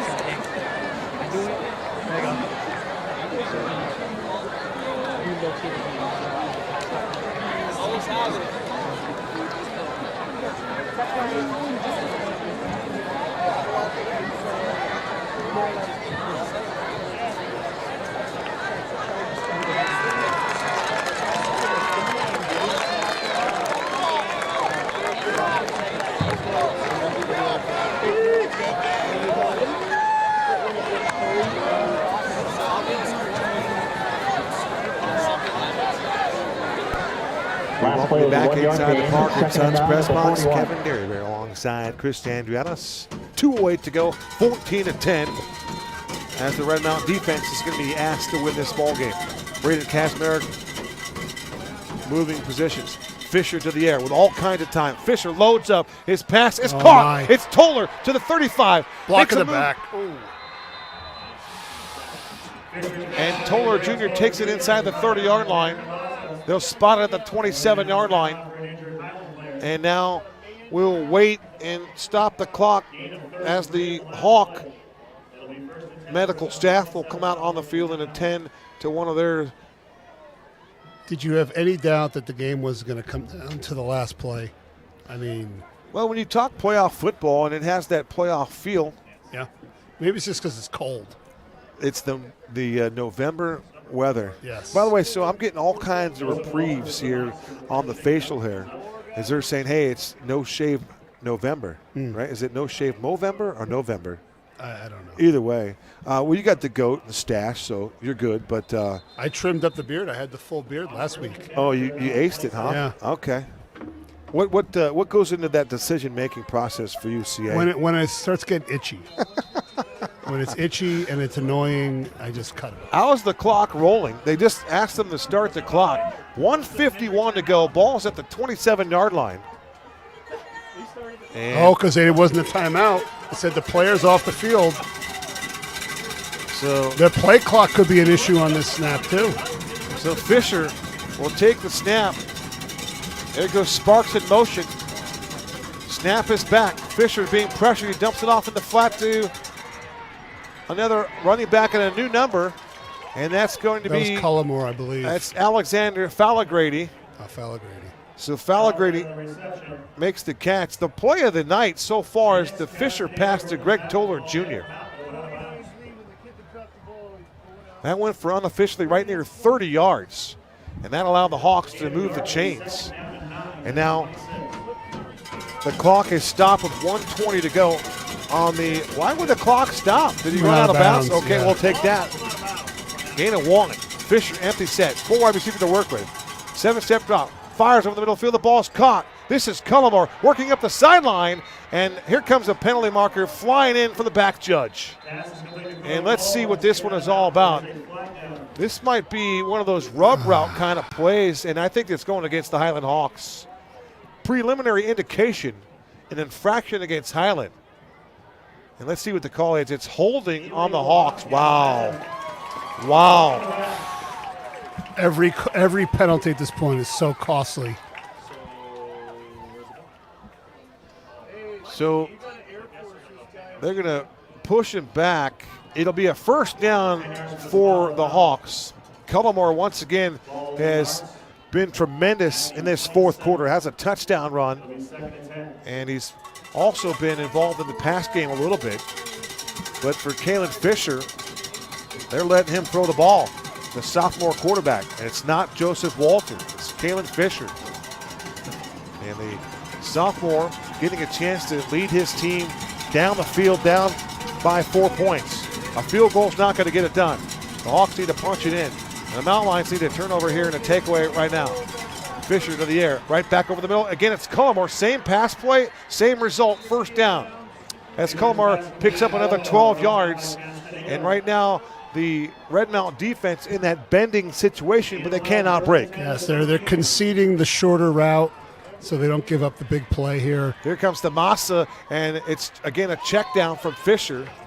They go back to Cullimore, his third catch on this drive, as time is becoming a huge problem here for Brock Farrell. It looks like the quarterback is going to clock it, and he does. So a heads-up play and a smart play by Kalen Fisher.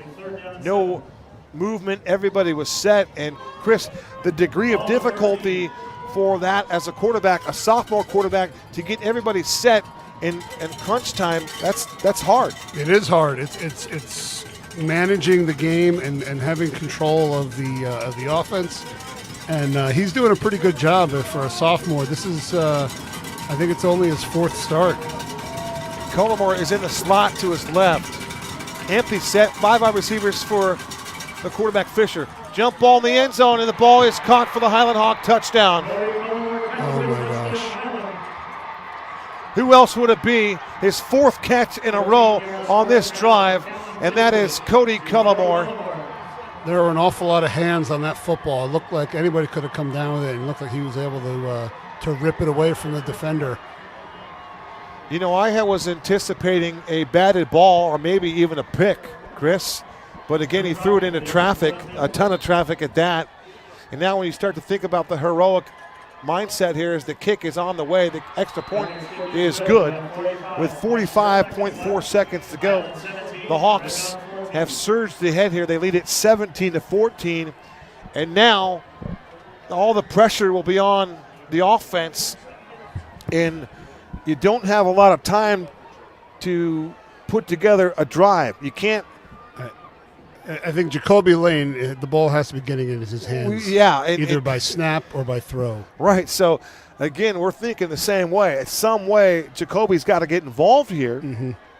Whether he's going to throw it or he's going to catch it, what's the best way to get Jacoby involved on this drive? It has to be about 3 plays or less.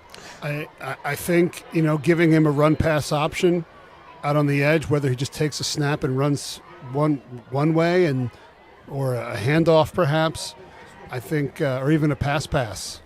Do you think that the head coach for Highland, Brock Farrell, will kick the ball to Jacoby here? I think we might see another pooch situation right here, like they opened the game with. We are seeing the Hawks coaches come from down upstairs, down through the press box as they head down towards the sideline, and these guys all look like they've been standing in winter weather. It's brisk. I'm not going to lie, Kev. I have a little nip in the air. There is. It's football season. It's football weather. And there are 3 speedsters back to receive this kick. And it's going to be Pooch. And they give the ball to Jacoby Lane. Looking for blocks. Going to get to the edge. Jacoby to the 30, 35, and he'll fall towards the 40-yard line before he's tackled was a right heads-up there. play. And it's going to take a minute for Kobe to get back up on his feet. So now, and finally Kobe is to his feet. That is what collective breaths we're waiting for people watching this game around the great State 48, around the Mesa community, and globally speaking. Jacoby Lane is on his feet. And Kyle Heap is in at quarterback. It'll be Kyle. And Jacoby down low here. You know they're going to double cover him. And that safety is certainly cheated over, no doubt. Take some shots. And the ball is behind Jacoby Lane. And yeah, he had too much pressure on him to be able to step up and throw that ball. He was kind of falling away as he threw it. You know, the offensive line's got to hold up and give him enough time to get the ball out. Well, you got bookend defensive edge rushers. Bertrand Berry on one side and then Cooper Scott. And you know the name Bertrand Berry. Bertrand, his dad played for the Cardinals and played in the league. I think he played for the Broncos as well. Heck of a player. Good defensive player.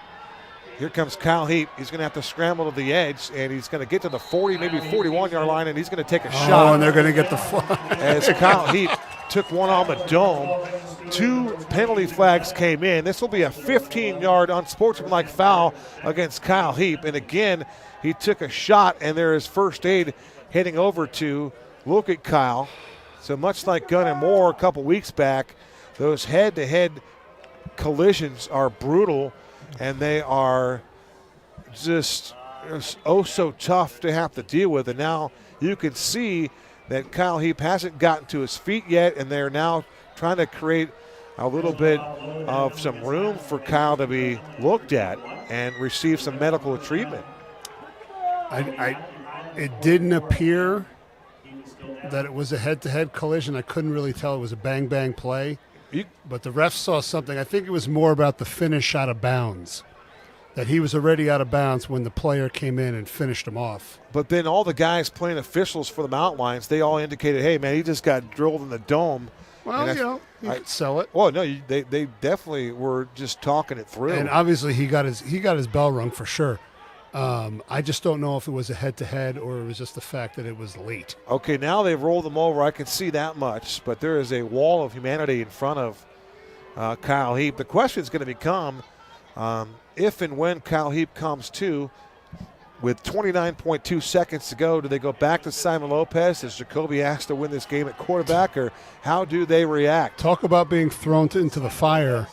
Simon Lopez, sophomore quarterback. And you could see him out there with the long locks. He's wearing 15. Boy, does he have long locks? I can't even tell. I can't tell. No, he might have a hood. He does not have long locks. You imagined him with long locks, didn't you? No, I was thinking Ethan Peterson for a moment. He doesn't have long locks either, but EP used to wear 15. So Heap's still down. And now not a good sign. The Mountain Lions will continue to get consultation from the Brian McDaniel and Coach Enders, but the thought process here is on the medical scenario here for Kyle Heap. You would think they'd hold off on play until they can get him safely away from the field. Absolutely. You know, it's not like it's practice where you just move 5 yards and keep going. And to be honest with you, I've never seen a situation where there's been so many players that are they're so tight. Usually when they're working on a player, they kind of give them a little space and get focused on the task at hand and then look back in on the injury here in a moment. But collectively, there's probably 10 to 12 guys down there, including Seth Barron and company, looking in on Kyle Heap, and he hopes to be coming. They got him up now. Interesting point. Coach McDaniel had the whiteboard and the expo marker in the huddle. Talk about drawing something up in the dirt. He may have just done something right here, and maybe it's magic. Well, you got to figure that now you're in. Really, maybe you need 10 yards for a couple of Hail Marys, but you do have a shot, and it's going to be Simon Lopez to take the snaps. And how about Simon Lopez? All he's asked to do is take his team 44 yards to the end zone and win a game with 29.2 seconds to go and perhaps no timeouts. There goes Jacoby in motion. They're going to pass it back to Jacoby. They want to go up top, and Jacoby's going to get tackled in the backfield and taken down for a loss. Take the timeout here. Cooper Ezekiel now 2. Oh, they're going to try to clock it. And now Sewing's got to get set. Wagner's got to get set, and they're going to snap it. Oh. And, boy, this is a tough call. 10.4 seconds to go. It appears as though that the line judge is going to call procedure on Red Mountain. Brandon Allen was lost in space. Not quite set. He kept looking for the play, and the coach is screaming, just line up. So it'll be second down and forever. Ball spotted on the Mountain Line 41-yard line. So they got a ways to go. I feel like the well has run dry with the deep Jacoby. motion and throw with Jacoby. I feel like teams have figured it out. Oh, yeah, when you see him get back there, you kind of get the idea. It's noticeable. And now they're just playing in a prevent and understand that. So it'll be Simon Lopez. You got to give your guy a jump ball shot. Here comes Simon Lopez. Oh, my gosh. And Simons is going to have to throw it away. And now there's a late flag. And now the flag it's going to be Jacoby Lane. And he's been giving the Hawks business. And Joseph Allen, who's an absolute stud. And it's the first time I mentioned his name. But Joseph Allen, where's number 2? All-region performer. A 6A conference honorable mention player. 6'1", 215. Had 101 tackles last year. This guy, to use your word, Chris, he's a dude. It looks like that's going to be against Jacoby. And, yeah. Just clear frustration at this point. Losing guys, losing quarterbacks. They're down to their third quarterback tonight. And, unfortunately, the offensive line has not been able to hold up and give any of the quarterbacks the time that they've needed to get rid of the football here. And now, barring a Music City miracle. Well, there's 4 seconds to go. And the Hawks will rush 3. And this will be a delay to Gianni Edwards, and he's going to go nowhere, and that's how this game's going to end. As Ezekiel now in the backfield again, a tackle for loss on Gianni Edwards. They wanted to run that Statue of Liberty delay and that wraparound draw, if you will, and in this case, it did not work. And the Highland Hawks have come from behind, as you said, to snatch victory out of the jaws of defeat. Our final score here from Jim Jones Field at Red Mountain High School. The Highland Hawks ranked 7th in the Arizona Varsity 6A Conference poll. Wins it 17-14 over the Mountain Lions, and for Red Mountain, they fall to 5-4 with the Mountain View Toros upcoming. Yeah, and I think there's enough positives to take away from this game. This is one of the better teams I've played all year, and down, key players are able to hang in there and be within 4 minutes of winning the football game. I think there's some positives you could take away from it. Obviously, it stinks to lose a game like this, to end the drive going backwards, but it doesn't matter at this point because, like you said, next week it's those people down the road, and there's a lot more than just region championships in the offing. No doubt about it, Chris. It's a tough one to swallow here for this Red Mountain fan base on Senior Night 2022. We certainly appreciate all of the alums and all the seniors and all their contributions and just what they have done, but we just witnessed an absolute slugfest, and in every sense of the word, some slobber knock.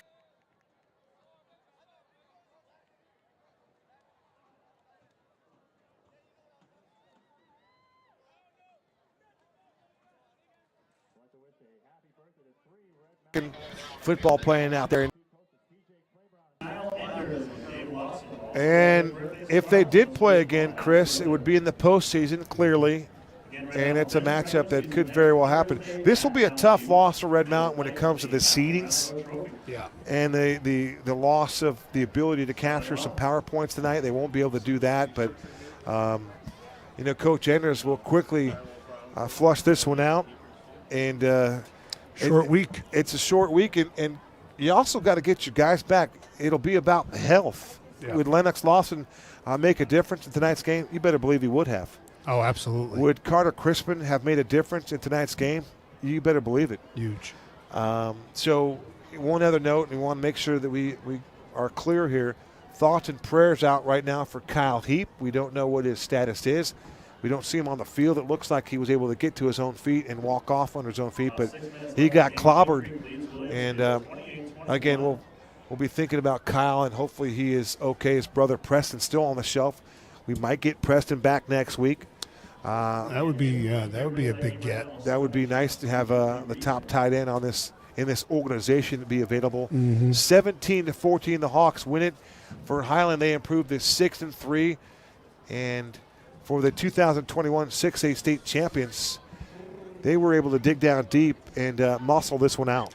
And based on what we've seen from the other top teams in the that won't be going to the Open, I think I really think it's wide open. It's wide open, baby.